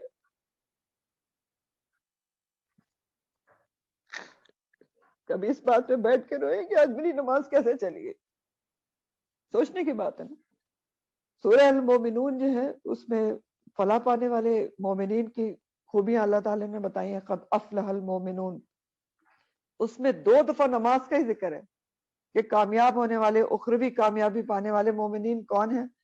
سب سے پہلے بتایا گیا قد افلح المؤمنون الذین هم صلاتهم خاشعون، جو اپنی نمازوں میں خشوع اختیار کرتے ہیں، جن کے دل میں ہر وقت نماز کا خیال موجود رہتا ہے، جو خشوع کے ساتھ واقعی نماز کو اللہ سے ملاقات سمجھ کے پڑھتے ہیں. جن کا خشوع کیا ہوتا ہے؟ خشوع ایسا دل، اللہ کی عظمت کا ڈر دل میں ہونا جو انسان کی ہر چیز پہ نظر آئے، دل جھکا ہو، نظر جھکی ہو، اعضاء جھکے ہوں. یہ نظر کا جھکنا، اعضاء کا جھکنا تبھی ہوتا ہے جب دل جھکا ہوا ہو انسان کا، روح جھکی ہوئی ہو. تو پہلے کہا گیا قد افلح المؤمنون الذین هم صلاتهم خاشعون، اور آگے جا کر پھر دوسری خوبی بتائی گئی والذین هم علی صلواتهم یحافظون، جو اپنی نمازوں کی حفاظت کرتے ہیں. حفاظت تو یقیناً جو ایک مومن ہوتا ہے، مومنون، ان کے دل میں ہر وقت نماز کا خیال اور اس کی فکر ہوتی ہے. کیونکہ ایک مومن یہ جانتا ہے نا کہ نماز رب سے ملاقات ہے، اور وہ جانتا ہے کہ نماز نور ہے، برہان ہے اور نجات کا ذریعہ ہے. کیونکہ اور وہ جانتا ہے کہ نماز کا سب سے پہلے مجھے جواب دینا ہوگا. ایک نماز بھی اگر جان بوجھ کے पर्पसली जान बूझ के मतलब ये है कि कैजुअल एटीट्यूड में छोड़ दी तो उसका जवाब देना पड़ेगा। तो मोमिन जो होता है ना वो नमाज से नहीं कहता कि मुझे फला काम बहुत जरूरी है, बल्कि काम से कहता है कि नमाज पढ़ना बहुत जरूरी है। मोमिन के जो सारे काम होते हैं ना दुनियावी काम, वो नमाज के साथ स्केजुअल होते हैं। उसकी उनकी मोमिन की बातें ऐसी होती हैं, अच्छा असर के बाद, अच्छा जोहर के बाद, अच्छा मगरिब से पहले, इशा के बाद। नमाजों का ख्याल पहले होता है। मोमिन की बातचीत ऐसे होती है, अच्छा फला फंक्शन रखना है तो नमाज बीच में आएगी, उसका क्या बंदोबस्त है। ये मोमिन की निशानी है, कद अफलहल मोमिनून की निशानी है, कद अफलहल मोमिनून की निशानी है। फिर आगे फरमाया गया वस्सलातिल वुस्ता हाफिजू अलस्सलावाति वस्सलातिल वुस्ता, और दरमियानी नमाज की हिफाजत करो। दरमियानी नमाज कौन सी नमाज है? सलातुल वुस्ता, इससे मुराद असर की नमाज है। और दरमियानी कैसे होती है? 2 सुबह की काउंट होती हैं, फजर और जोहर, दरमियान में असर है, और 2 रात की मगरिब और इशा। और तिरमिजी की हदीस है कि नबी करीम सल्लल्लाहु अलैहि वसल्लम ने फरमाया सलातुल वुस्ता नमाज असर है। और इसका सबूत और भी है कि बुखारी की हदीस है कि जंग खंदक वाले दिन आप सल्लल्लाहु अलैहि वसल्लम ने फरमाया इन काफिरों ने मुझे दरमियानी नमाज पढ़ने न दी। अभी मैंने आपको बताया था ना कि जंग खंदक में असर की नमाज चली गई थी, तो आपने फरमाया खंदक वाले दिन कि इन काफिरों ने मुझे दरमियानी नमाज पढ़ने न दी हत्ता के सूरज गुरूब हो गया। तो क्या पता चला? असर है। तो अल्लाह इनकी कब्रों को, घरों को आग से भर दे। ये बुखारी की हदीस है। फिर बुखारी की और मुस्लिम की हदीस का मफहूम है, नबी करीम सल्लल्लाहु अलैहि वसल्लम ने फरमाया जिसकी असर की नमाज कजा हो गई गोया उसका घर बार माल असबाब सब लुट गया। इतनी अहमियत है असर की नमाज की। बुखारी की हदीस है मन सल्ला अल बरदैनी दखल अल जन्ना। मन सल्ला, जो नमाजें पढ़ता है, अल बरदैन, 2 ठंडी नमाजें, वो जन्नत में दाखिल होगा। और ठंडी नमाजें कौन सी हैं? 2, फजर और असर। और फजर और असर की जो नमाजों का ज्यादा एहतमाम करने की वजह एक और हदीस से ये पता चलती है, और वो भी मुत्तफिक अलैह की हदीस है, यानी मुस्लिम और बुखारी दोनों में है, कि फजर के वक्त और असर के औकात में जो फरिश्ते होते हैं ना हमारे, ये जो लिख रहे होते हैं अमाल, उनकी दिन और रात की ड्यूटी तब्दील होती है। किस वक्त? फजर के वक्त और असर के वक्त। फजर के वक्त ड्यूटी तब्दील होती है कि रात के फरिश्ते जाते हैं और दिन के आते हैं, और असर के वक्त दिन के जाते हैं और रात के आते हैं। तो हैंडलिंग ओवर टेकिंग ओवर हो रही होती है। और हदीस के मफहूम में आता है कि जब फरिश्ते यहाँ से ऑफ होकर वापस अल्लाह सुब्हान ताला के पास जाते हैं तो अल्लाह ताला सुब्हान ताला उनसे पूछते हैं कि तुमने मेरे बंदों को किस हाल में पाया। हालांकि अल्लाह सुब्हान ताला बहुत अच्छी तरह जानते हैं, तो वो बताते हैं कि आपके फला फला बंदे को जब हम गए थे तब भी नमाज में पाया, और जब हम आए हैं तो तब भी नमाज में पाया। ठीक है, तो फजर और असर के मुताबिक ये भी हदीस है। एक और बुखारी की हदीस है, नबी करीम सल्लल्लाहु अलैहि वसल्लम ने एक दफा सहाबा की मजलिस में फरमाया, जब चांदनी रात थी और फुल मून था, पूरा चांद था, तो आपने फरमाया कि बेशक तुम अपने रब को ऐसे देखोगे जिस तरह तुम इस चांद को देख रहे हो, यानी तुम्हें कोई दिक्कत नहीं होगी देखने में। फिर अगर इस्तिताअत रखते हो तो नमाज के मामले में 2 वक्त में मगलूब ना हो जाओ, तुलुए शम्स से पहले और गुरूब शम्स से पहले, यानी फजर और असर। तो इस हदीस के मुताबिक क्या है कि रब को देखने की तैयारी, जिसको रब को देखने का शौक है उसको वो क्या करे, उसके लिए सबसे अहम नमाजों की हिफाजत है। और नमाज असर और फजर की जो खास ताकीद हदीस में आई है, उसका मतलब ये हरगिज नहीं है कि बाकी 3 अहम नहीं है, ऑब्लिगेटरी है, 5 पढ़ना है। ये क्यों ताकीद आई है कि नमाज असर और फजर की ज्यादा ताकीद है? इसलिए कि दरअसल ये 2 वक्त फजर और असर के इंसान के मगलूब होने के हैं। मगलूब हो जाता है। फजर के वक्त कैसे मगलूब होता है? नींद से मगलूब होता है ना, गफलत का आलम होता है। सर्दी में बिस्तर से आपसे निकला नहीं जाता, गर्मी में भी कौन एसी वैसी छोड़ के उठे और सब कुछ करे, अलार्म बंद कर करके फिर से सो जाते हैं, अच्छा उठ के पढ़ लेंगे, अच्छा कसा पढ़ लेंगे, तो मगलूब हो जाता है। और इसी तरह जो असर का वक्त है वो सख्त दुनियावी मसरूफियात का है, दुनियावी काम अपने एक्सट्रीम पे होते हैं ना, عروج پر ہوتے ہیں. جیسے آپ دیکھیں کہ کاروباری مصروفیات بہت عروج پہ ہوتی ہیں, آفس کی مصروفیات, چھٹی کا ٹائم ہو رہا ہے, گھر جانے کی جلدی پڑی ہوتی ہے, اور بچوں کی جیسے یونیورسٹی وغیرہ لیٹ ہو جاتی ہے, جا رہے ہوتے ہیں, عصر کا ٹائم بیچ میں آتا ہے, یا گھر پہنچتے ہی بچے سو جاتے ہیں اور ہم پیار میں ان کو نہیں اٹھاتے, حالانکہ پیار یہ ہے کہ اٹھا کے نماز پڑھائی جائے, آگ سے بچایا جائے. قرآن کہتا ہے کہ قو انفسکم و اہلیکم نارا وقودھا الناس والحجارہ, بچاؤ اپنے نفسوں کو اور اپنے گھر والوں کو اس آگ سے جس کا ایندھن انسان اور پتھر ہوں گے. تو محبت یہ نہیں ہے کہ بچہ تھکا ہوا آیا ہے تو میں اس کو نہ اٹھاؤں, ابھی تو یونیورسٹی سے آیا ہے, سونے دوں, نہیں. اگر عصر کی نماز قضا ہو گئی تو گویا گھر بار سب کچھ لٹ گیا. محبت یہ ہے کہ اٹھایا جائے. پھر اسی طرح دیکھیں لوڈ شیڈنگ جن علاقوں میں ہوتی ہے, وہاں لوگ یہ چاہتے ہیں کہ دن کی روشنی میں سارے کام وائنڈ اپ کر لیں. تو بہرحال عصر کے وقت یہ ساری چیزیں ہوتی ہیں جس کی وجہ سے انسان مغلوب ہو جاتا ہے. تو مقصد یہ نہیں ہے کہ صرف عصر اور فجر کی تاکید ہے تو وہ امپورٹنٹ ہے, اس کی حفاظت کرنی ہے, نہیں. مسئلہ اور مقصد یہ ہے, مطلوب یہ ہے کہ جو عصر اور فجر کی حفاظت کر لے گا جو مغلوبیت کے ٹائم ہے, تو وہ تینوں باقی تینوں کی بھی کر لے گا. تو اہمیت پانچوں نمازوں کی ہے, پانچوں فرض ہیں, اوبلیگیٹری ہیں, اور اہم ترین ہے اور قیمتی ترین ہے. اور آپ کو پتا ہے کہ اجر میں یہ جو 5 نمازیں ہیں وہ 50 نمازوں کے برابر ہیں. یہ کہاں سے پتہ چلتا ہے؟ ہم نے پڑھا تھا نا اس میں اسراء کے واقعے میں, سیرت میں, کہ معراج کے موقع پر نماز فرض ہوئی تھی اور 50 پہلے کی تھیں, اور حضرت موسیٰ کے کہنے پہ آپ تخفیف کراتے رہے نبی کریم صلی اللہ علیہ وسلم, اور پھر 5 ہوئیں. اور جب آپ واپس جا رہے تھے تو اللہ سبحانہ تعالیٰ کی طرف سے ندا آئی تھی کہ میرے نزدیک بات بدلی نہیں جاتی, اور بے شک یہ نمازیں 5 ہیں لیکن اجر میں کتنی ہیں؟ 50 کے برابر ہیں. تو پانچوں اہم ہیں. اور جیسے میں نے پہلے بتایا کہ حقوق اللہ میں پہلا سوال نماز کے بارے میں ہوگا. سورہ المدثر میں آتا ہے کہ مدثر میں کہ جو جہنم والے ہیں سے جنت والے پوچھیں گے کہ تمہیں کس چیز نے آخر جہنم میں پہنچایا, تو 4 وجوہات بتائیں گے, جس میں ٹاپ موسٹ وجہ وہ بتائیں گے لم نکو من المصلین, ہم نمازی نہیں تھے. پہلی وجہ جہنم میں جانے کی. سورہ القلم میں آتا ہے کہ جب اللہ تعالیٰ اپنا جلوہ دکھائیں گے روز قیامت اور تمام لوگ کو سجدہ کرنے کا حکم ہوگا, تو وہ لوگ نہیں کر سکیں گے چاہنے کے باوجود جو دنیا میں ٹھیک ٹھاک تھے اور سجدہ نہیں کرتے تھے, نماز نہیں پڑھتے تھے, ان کی کمریں اکڑ جائیں گی, چاہنے کے باوجود نہیں کر سکیں گے.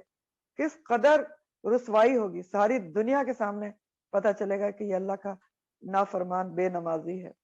سورہ ماؤن آپ سب پڑھتے ہوں گے, سورہ ماؤن فویل للمصلین ہم عن صلاتہم ساہون.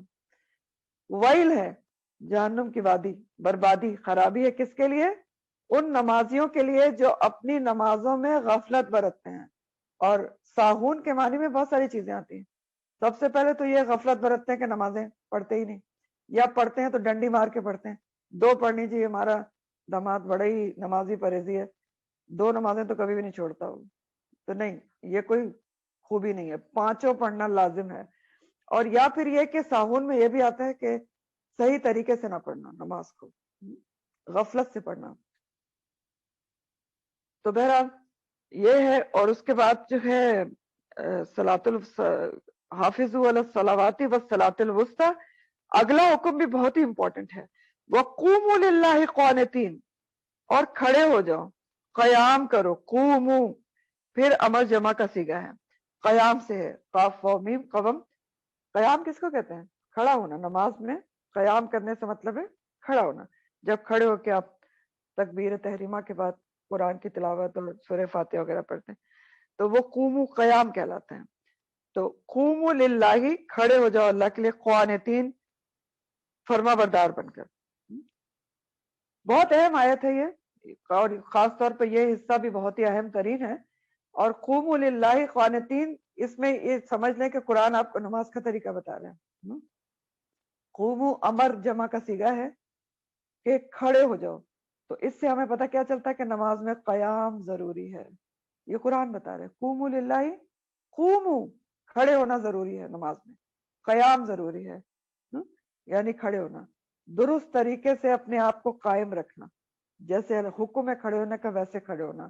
تو خاص طور پر فرض نماز میں قیام ضروری ہے، فرض نماز قیام کے بغیر نہیں ہوتی، جیسا کہ عام رواج ہے کہ گاڑی میں نماز اور بہت سوالات ہوتے ہیں، بہت دفعہ بتا چکے ہوں، فرض نماز میں قیام ضروری ہے، الا یہ کہ آپ بیمار ہوں، شرعی عذر ہو، شرعی عذر اگر کوئی ہے جس کی وجہ سے آپ کھڑے نہیں ہو سکتے، جو شریعت نے بیان کیا ہے، مجبور ہیں، بیمار ہیں، تب فرض نماز بیٹھ کے پڑھی جا سکتی ہے، ورنہ قیام فرض نماز میں ضروری ہے۔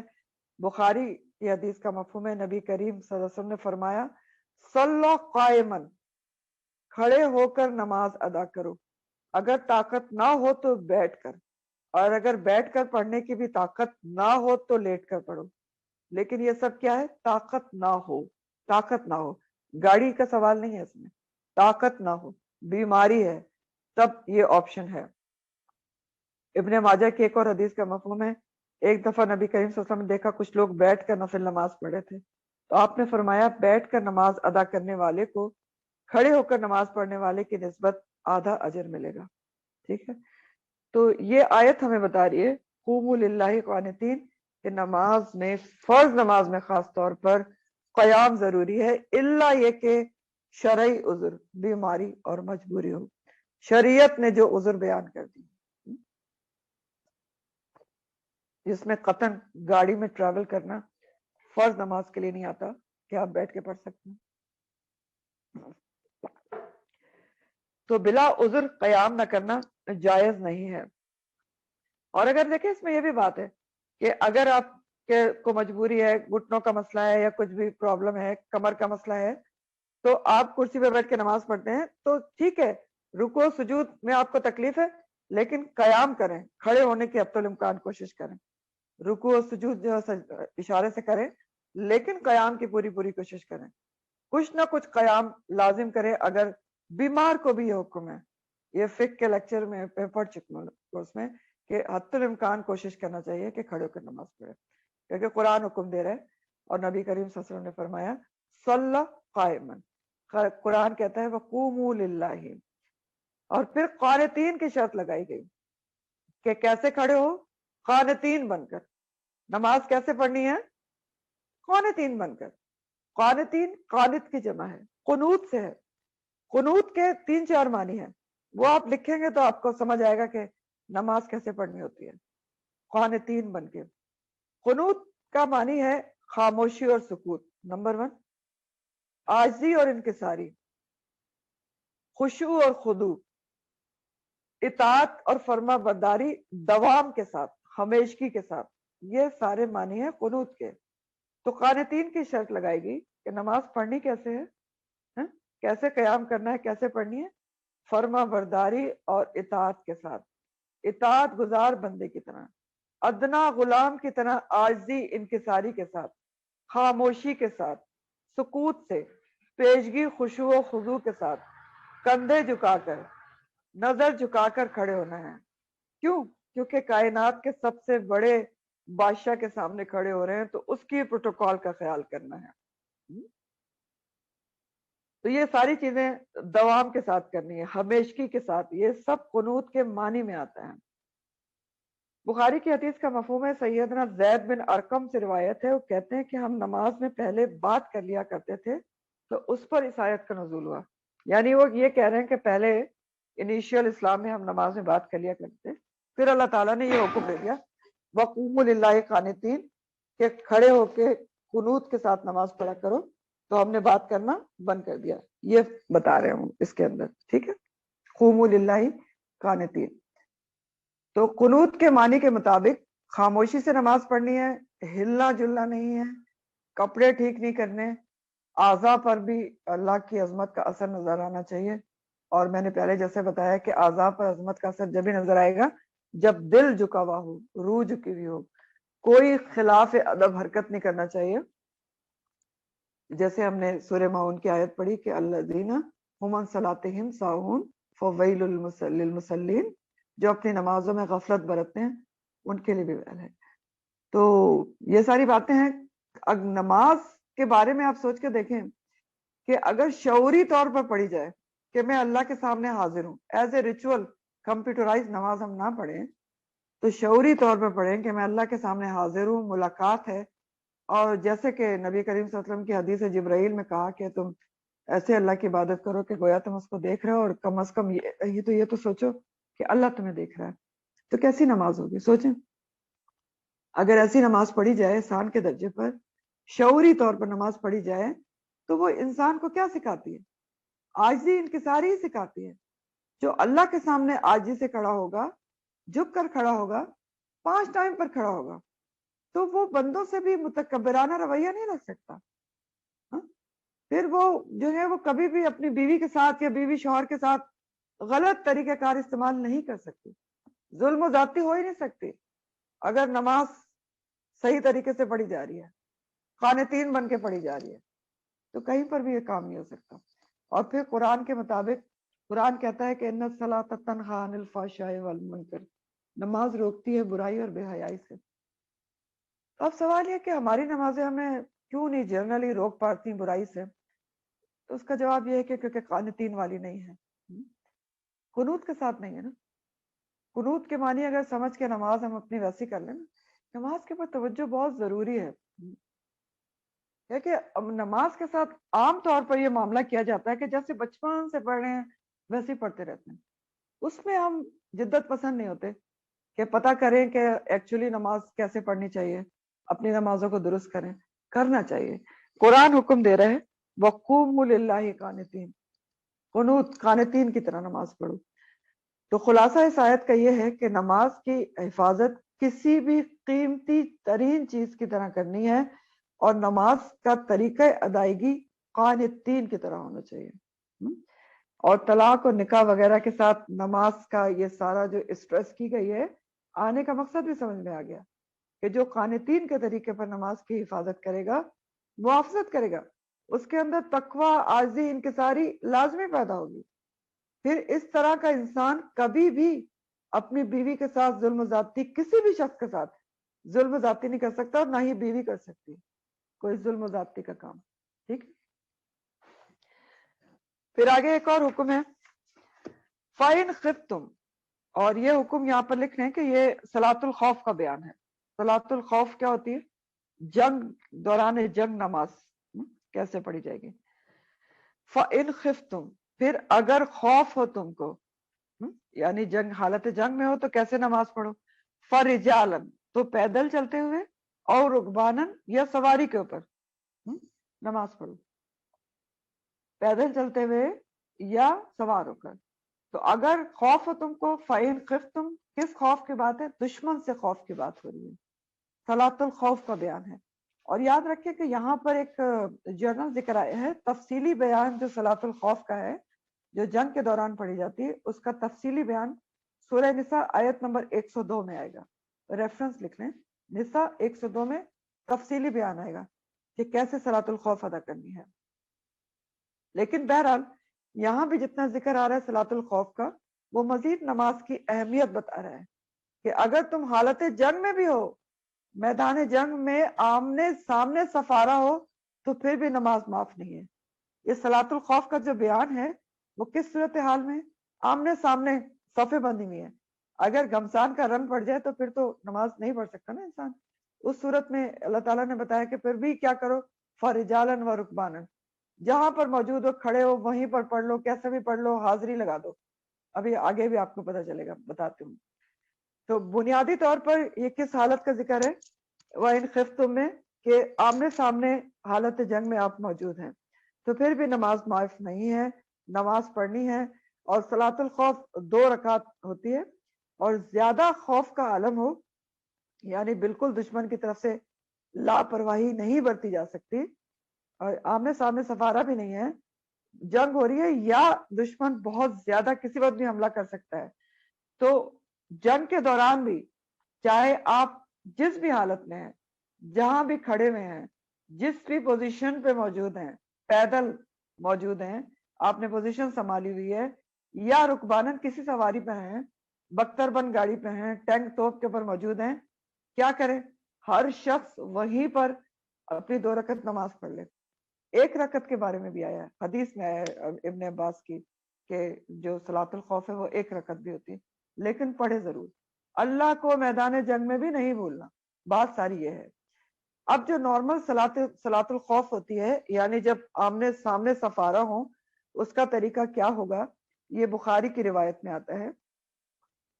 حضرت عبداللہ بن عمر رضی اللہ تعالیٰ عنہ سے جب کوئی پوچھتا، یہ حضرت عمر رضی اللہ تعالیٰ عنہ کے بیٹے، تو ان سے جب کوئی پوچھتا کہ ہم نماز خوف کیسے پڑھیں، تو وہ کہتے کہ امام آگے بڑھے جو بھی نماز پڑھا رہا ہے، پھر کچھ لوگ یعنی ایک گروپ فوجیوں کا امام کے ساتھ 1 رکعت نماز ادا کرے، باقی لوگ ان کے اور دشمن کے درمیان کھڑے رہیں اور نماز نہ پڑھیں. یعنی کیا کریں؟ جہاں بھی فوجی موجود ہیں 2 گروپوں میں بٹ جائیں. ایک گروپ پہلے پڑھے، دوسرا تیار سامنے کھڑا رہے، دشمن اور ان نمازیوں کے درمیان الرٹ کھڑا رہے. تو ایک گروپ جو ہے پہلے امام کے ساتھ 1 رکعت نماز ادا کرے، باقی لوگ ان کے اور دشمن کے درمیان کھڑے رہیں، نماز نہ پڑھے.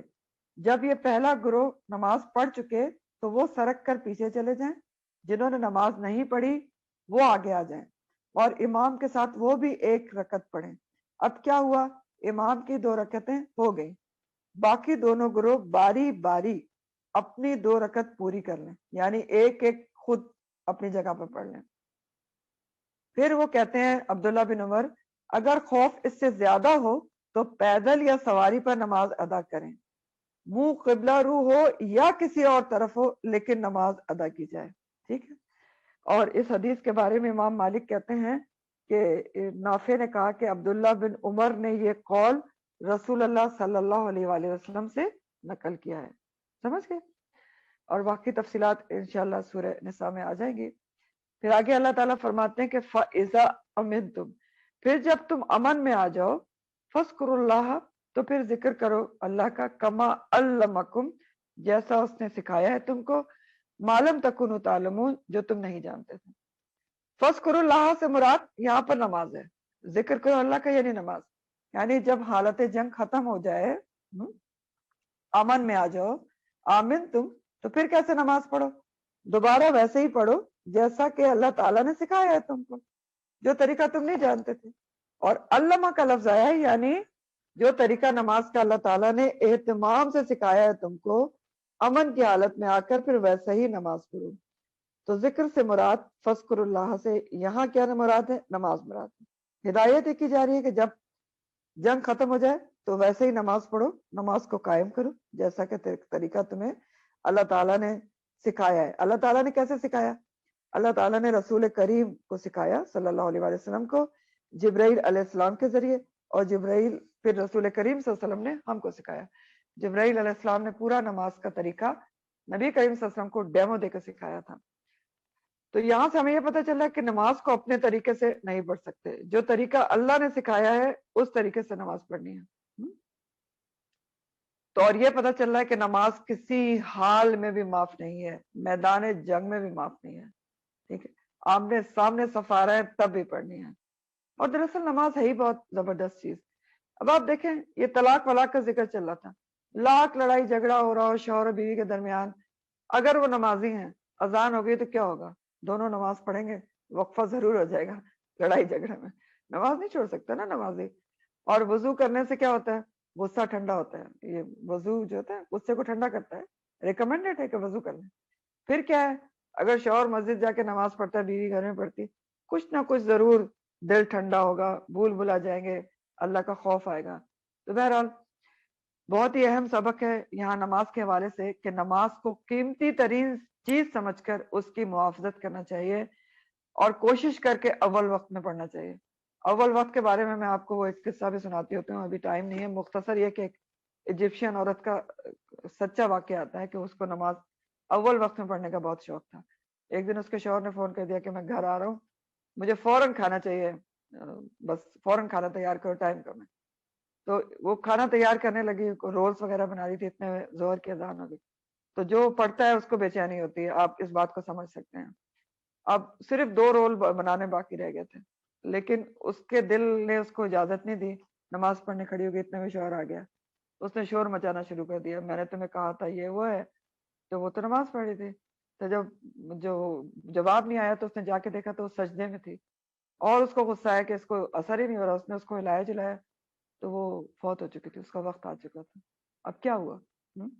अगर वो खाना कंप्लीट करती तो उसकी डेथ कहाँ होती? खाना बनाने में। और अभी कहाँ हुई है? फी सबीलिल्लाह। आखिरी आयत है आज के सबक की, केवल लजीना, और वो लोग युतवफ़ौना जो फौत हो जाते हैं, मिनकुम तुम में से, वयज़रूना और वो छोड़ जाते हैं, अज़वाजन बीवियां, वसीयत उनको हिदायत है कि वो वसीयत करके जाएं, ली अज़वाजिहिम अपनी बीवियों के लिए, मतान फायदा पहुंचाना, इलल हौली एक साल तक, गैर इखराजिन बगैर निकाले। ये मनसूख आयत है, याद रखें, लिख लें। मनसूख हुक्म है। इब्तिदाए इस्लाम में ये हुक्म नाजिल हुआ था कि शौहर पर ये लाजिम किया गया था कि वो मरने से पहले अपनी बीवियों के लिए ये वसीयत कर जाएं कि साल भर तक उन्हें घर से नहीं निकाला जाएगा। जैसा कि अभी हमें हदीस में पढ़ा ना कि निकाल देते थे और झोपड़ी में जाकर एक साल गुजारती थी। तो इसलिए इब्तिदाई इस्लाम में ये हुक्म दिया गया था कि नहीं, ऐसा कुछ नहीं किया जाएगा। वो वसीयत करके जाए अपनी बीवियों के लिए कि मतान उनको फायदा पहुंचाना है। एक तो फायदा क्या पहुंचाना है कि एक साल तक एक तो उनको घर से नहीं निकाला जाएगा और उनका खर्चा भी उठाया जाएगा, नान नफका भी दिया जाएगा। तो ये मनसूख हुक्म है। वल्लज़ीना युतवफ़्फ़ूना मिनकुम वयज़रूना अज़वाजन, वो उनके लिए ये हुक्म था कि वसीयत करके जाएं लिअज़वाजिहिम अपने बीवियों के लिए, फायदा पहुंचाएं इलल हौली एक साल तक, हौलैनी कामिलैन अभी आप पढ़ चुके हैं, गैर अखराजिन बगैर निकाले हुए एक साल उनको रखें, उनका नाम नफा भी दिया जाएगा। और वजह यही थी कि जमाने जाहिलियत में अरब में दस्तूर था कि बेवा को एक साल इद्दत गुजारनी होती थी और उसको घर से निकाल देते थे, किसी झोपड़ी वगैरह में बुरे हाल में इद्दत गुजारती थी, और तरके में इसका हिस्सा भी नहीं होता था, बल्कि उसको खुद तरके में बांट दिया जाता था। तो ये आयत जो आप पढ़ रहे हैं अभी, ये बाद में मनसूख हो गई जब बेवा की इद्दत इस्लाम ने 4 माह 10 दिन मुकर्रर की, जो अभी आपने आयत पढ़ी उससे मनसूख हो गई। और दूसरी किससे? आयत मीरास के जरिए अल्लाह सुब्हानहू तआला ने शौहर के तरके में बीवी का हिस्सा मुकर्रर कर दिया, उससे भी मनसूख हो गई। नस्ख और मनसूख की ये मिसाल है। तो आयत मीरास में बताया गया है कि अगर बीवी का हिस्सा तरके में लाजमी होगा शौहर के, अगर औलाद नहीं है तो बीवी का तरके में चौथा हिस्सा है, और अगर औलाद है तो 8वां हिस्सा होगा। वल्लाहु अजीजुन हकीम, और अल्लाह ताला जबरदस्त और हिकमत वाला है। तो जबरदस्त किस मामले में है? सबसे पहले तो औरतों के हुकूक के मामले में, तहफ़्फ़ुज़ के मामले में जबरदस्त है, और फिर एक दूसरे के हुकूक के निगरानी के लिए भी जबरदस्त है। अल्लाह ताला देख रहा है ना कि शौहर और बीवी एक दूसरे के हुकूक सही तरीके से अदा कर रहे हैं या नहीं कर रहे हैं। अगर उसके हुक्म की खिलाफ वर्जी करोगे तो जबरदस्त है, पकड़ भी हो सकती है। और हकीम हिकमत वाला है कि उसके सारे अहकामात हमारे फायदे के लिए हैं। फिर फरमाया गया कि वलिल मुतल्लिकाती, और तलाक याफ्ता औरतों के लिए मताउम बिल मारूफ, फायदा पहुंचाना ही है मारूफ तरीके से, हक्कन अलल मुत्तकीन, ये हक है मुत्तकीन के ऊपर। तो ये अब आखिर में क्या है, ये समाप्त किया जा रहा है कि हर किस्म की मुतल्लिका के लिए एक हुक्म आम है। ये समअप है कि हर किस्म की मुतल्लिका को, चाहे किसी भी किस्म की है, उसको अगर तलाक दी है तो फायदा तो पहुंचाना ही है। रुखसत करते वक्त किसी भी तरीके से मेहर देकर, कुछ भी दे दिलाकर, हुस्न सलूक से छोड़ना है। हक्कन अलल मुत्तकीन, हुस्न सलूक करना हक है, साबित है मुत्तकीन के ऊपर, तकवे का तकाजा है कि मारूफ तरीके से मुतल्लिका को रुखसत किया जाएगा। आप देखें कि जो कुछ अहकामात होते हैं ना, वो अल्लाह ताला, जो बंदे होते हैं वो अल्लाह ताला की इताअत में उस पर अमल कर रहे होते हैं, और कुछ चीजें ऐसी होती हैं जिसको जो इंसान है वो तकवे की बुनियाद पर पूरा कर रहा होता है। तो इसलिए पहले अल्लाह ताला ने कहा हक्कल अलल मोहसिनीन, अगर अपने आप को मोहसिन समझते हो तो ये काम जरूर करोगे। फिर कहा कि हक्कन अलल मुत्तकीन, अगर तकवा है तो लाजमी तौर पर अच्छे तरीके से रुखसत किया जाएगा। कज़ालिका युबय्यिनुल्लाहु लकुम आयातिही लअल्लकुम ताक़िलून। इसी तरह अल्लाह ताला खोल खोल कर अपनी आयत बयान करता है کتنی کھول کھول کر بیان کی ہیں آیات, کیا کرنا ہے کیا نہیں کرنا ہے, پورا نکاح طلاق عدت مہر رضاعت سب کے بارے میں اللہ تعالیٰ نے کھول کھول کر وضاحت سے احکامات بیان کر دیے ہیں. کیوں؟ لعلکم تعقلون, تاکہ تم عقل سے کام لے کر ان کو اچھی طرح پہلے تو سمجھو اور پھر اللہ کی مرضی کے مطابق اس کے اوپر عمل کرو, اس کے اوپر عمل کرو. لعلکم تعقلون. تو اب آخری میں کچھ بات کرنا چاہوں گی عورتوں کے حساب سے, کہ عورتوں کو اکثر یہ مسئلہ یہ شکایت ہوتی ہے کہ فلاں حکم مردوں کے لیے ہے اور فلاں حکم اس میں تو درجہ دے دیا گیا, بڑی تکلیف سے ہوتی ہے. ہمارے لیے کیا ہے, مردوں کے لیے زیادہ فائدے ہیں. تو میں نے تو یہ دیکھا کہ یہ پچھلی 2-3 تفسیر سے جو میں پڑھ رہی ہوں آنیسٹلی جو مجھے فیل ہوا ہے, آپ بھی غور کیجیے گا, کہ مجھے تو ایسا لگا کہ اللہ تعالیٰ کو سارا خیال ہے ہی عورتوں کا, کہ میری نازک مخلوق ہے تو میں ان کو پروٹیکٹ کروں. تو میں ذرا تھوڑا سا ہائی لائٹ کرتی ہوں کچھ چیزیں, ذرا اس پہ بعد میں غور کیجیے گا, یہ بھی امپورٹنٹ ہے کیونکہ عورتوں کو بہت شکایتیں ہوتی ہیں. تو ہائی لائٹ کرتے ہوں, بہت غور کریں. نکاح سے شروع کرتے ہیں. نکاح سے کہا گیا کہ ولی ضرور ہونا چاہیے, ولی کے بغیر نکاح نہیں ہوتا. کیوں؟ یعنی باپ بھائی جو ہیں وہ عورت کے سر سے ہاتھ نہیں اٹھا سکتے کہ جو مرضی کرتی پھرے, میں تو مصروف ہوں اپنا, کہیں میں نے باپ نے دوسری شادی کر لی ہے, بھائی اپنے اس پہ مصروف ہے. نو, یو ہیو ٹو, آپ کا فرض ہے کہ آپ اپنی بہن بیٹی کے سر پر ہاتھ رکھیں گے, اپنا فرض پورا کریں. پھر 2 گواہ وہاں کہے گئے کہ مرد ہوں گے عادل. وہ بھی کیوں کہے گئے؟ اور ایجاب و قبول کے واضح الفاظ, یہ سب ارکان نکاح میں سے ہیں, لازم چیزوں میں سے. کیوں؟ کیونکہ کوئی مرد چیٹ نہ کر سکے عورت کو, تو کس کی پروٹیکشن ہے. پھر دیکھیں حیض کا ذکر ہے, پیریڈز کا. پھر عورت کا خیال ہے, عورت تکلیف میں ہوتی ہے نا آلریڈی, فزیکلی بھی مینٹلی بھی, تو اس کو مزید تکلیف نہیں دی جائے گی, کوئی تکلیف دے کام نہیں کیا جائے گا. ساتھ ہی یہ بھی نہیں کہ آپ اس کو بالکل چھوڑ دیں گے کہ وہ ڈپریس ہو رہی ہے, درد میں ہو رہی ہے, تو آپ تو بالکل لا تعلق ہو گئے کیونکہ ایک کام ہو نہیں سکتا. نہیں, آپ نے ساتھ بیٹھنا ہے, ساتھ لیٹنا ہے, دکھ درد بانٹنا ہے, کھانا پینا ہے, سب کچھ کرنا ہے, اس کا خیال رکھنا ہے, اور بس جس کام سے اس کو تکلیف ہے وہ نہیں. ٹھیک ہے, سوری. پھر دیکھیں اس کے بعد جو اللہ تعالیٰ نے فرمایا نا کہ جب پاک ہو جائے تو پھر فرمایا کہ من حیث امر اللہ, پھر اس کے پاس آؤ جہاں سے اللہ تعالیٰ نے حکم دیا ہے. تو یہ بھی بہت ہی امپورٹنٹ اور عورت کے بینیفٹ میں بات ہے. اللہ تعالیٰ نے یہ حکم اس لیے دیا کہ عورت مقدس ہے, پاکیزہ چیز ہے, اس کی اہمیت ہے, تو اس کی عزت اور حرمت کا خیال رکھو, اس کو مس یوز نہیں کیا جا سکتا. جہاں سے اللہ نے حکم دیا ہے جو طبعی طریقہ وہ ہوگا, اس کو کچھ اور نہیں سمجھا جائے گا. مقدس چیز ہے, اللہ تعالیٰ نے اپنی صفت دے کے عورت کو پیدا کیا ہے, تخلیق کی صفت دے کے, تو مس یوز نہیں کر سکتے. پھر کہا نساءکم حرث لکم, مزید تاکید, خیال کرو کھیتی کی طرح, توجہ دو, غفلت نہ برتو, لہلہاتا ہرا بھرا خوش و خرم رکھو, آبیاری کرتے رہو, سوکھنے نہ دو. یہ سارے اسی مطلب اس میں آتے ہیں. ایلا کو دیکھ لیں, لمٹ لگا دی, 4 مہینے سے زیادہ ٹارچر میں نہیں رکھ سکتے. 4 مہینے کے اندر اندر اگر قسم کھا لیے تو رجوع کرو, نہیں کرتے تو آزاد کرو, طلاق واقع ہو جائے گی یا وہ لے لے گی, اس سے زیادہ تو میری مخلوق کو تکلیف نہیں دے سکتے.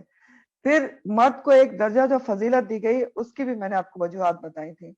اس میں بھی عورت کو آرام و سکون اور گھر کی ملکہ اور رانی بنایا گیا ہے کہ اس نے کیا کرنا ہے, اس کے ذمہ آلریڈی بہت بڑا کام ہے جو دنیا کا کوئی مرد نہیں کر سکتا. لیس ذکر کالانثی, انثی کے مانند کوئی مرد کام کر ہی نہیں سکتا جو وہ کرتی ہے. اس لیے وہ کام کر لیا تو باقی ساری اس کی جو ضروریات ہے اس کا آپ خیال رکھیں گے, ساری اس کو کھلانے پلانے, پریگننسی کے دوران, ساری زندگی, رضاعت کے دوران کھلانا پلانا, سب کس کے ذمہ ہے؟ شوہر کے ذمہ ہے. مشکل کام مرد کرے گا, جہاد کرے گا, عورت پر ڈبل ذمہ داری نہیں ہوگی, اس کے ذمہ آلریڈی بہت مشکل کام ہے. جیسا کہ آپ نے دیکھا ہے کہ نان مسلم کنٹریز میں ڈبل ذمہ داری عورت پر ہوتی ہے, عورت پس رہی ہوتی ہے, تخلیق کے کام سے مفر نہیں نا, وہ بھی کرنا ہوتا ہے. پھر آپ دیکھیں طلاق کے معاملے میں 2 دفعہ سے زیادہ نہیں ہے. عورت کوئی کھیل تماشا نہیں ہے کہ آپ بار بار اس سے کھیلیں گے, میں نے تمہیں طلاق دی پھر رجوع کر لیں گے. نو, اونلی 2 ٹائمز, اس کے بعد آپ لٹکا نہیں سکتے, اس کو کھیل تماشا نہیں بنا سکتے, بات ختم ہو گئی. پھر مہر لازم ہے، ہر صورت میں دینا ہے، ہاتھ نہیں لگایا تھا، رخصتی نہیں ہوئی تھی، مہر طے نہیں ہوا تھا، جو بھی ہے وہ متعوہن متاع بالمعروف، ہر صورت میں اچھا اس کے ساتھ معاملہ کرنا ہے۔ پھر اسی طرح آپ دیکھیں بار بار طلاق کے معاملے میں مردوں کو وارن کیا گیا ہے، تلک حدود اللہ لا تعتدوها، تلک حدود اللہ، کتنے دفعہ آیا ہے؟ عورتوں کو تنگ کرنے کے لیے نہ رکو، ولا تعدلوهن، جو یہ کرے گا وہ کیا کرے گا؟ ومن یفعل ذلک تو فقط ظلم نفسہ، اپنے نفس پر گناہ کمائے گا۔ پھر اللہ تعالیٰ کی حکیم، عزیز، بصیر ساری صفات بیان ہو گئی۔ خبردار رہو، عورتوں کے معاملے میں اپنے آپ کو ایک درجہ سمجھ کے ظلم و زیادتی نہ کرو، وہ زبردست بھی ہے، بصیر بھی ہے، خبیر بھی ہے، دیکھ رہا ہے، تو نبٹ لے گا۔ پھر اور اہمیت بڑھائی گئی کہ ہر گھریلو معاملے میں باہم مشاورت ہوگی، باہم رضامندی سے طے کیا جائے گا، چاہے رضایت ہے چاہے کچھ بھی ہے، انترادن بینہما و تشاورن کے ساتھ معاملہ کرنا ضروری ہے۔ آخر میں بیوہ کے حوالے سے اتنے احکامات ہیں کہ بیوہ کو حق ہے کہ وہ اپنے نفس کے لیے کوئی بھی فیصلہ معروف طریقے سے کر سکتی ہے، نکاح ثانی بھی معروف طریقے سے کر سکتی۔ تو یہ سب کیا ہے، ذرا اس بارے میں سوچیے گا، پھر انشاءاللہ ڈسکس کریں گے۔ وآخر دعوانا ان الحمدللہ رب العالمین، سبحانک اللہم وبحمدک نشہد ان لا الہ الا انت نستغفرک ونتوب الیک، سبحان ربک رب العزت عما یصفون وسلام علی المرسلین والحمد للہ رب العالمین۔ ربنا تقبل منا انک انت السمیع العلیم وتب علینا انک انت التواب الرحیم، آمین یا رب العالمین۔ السلام علیکم۔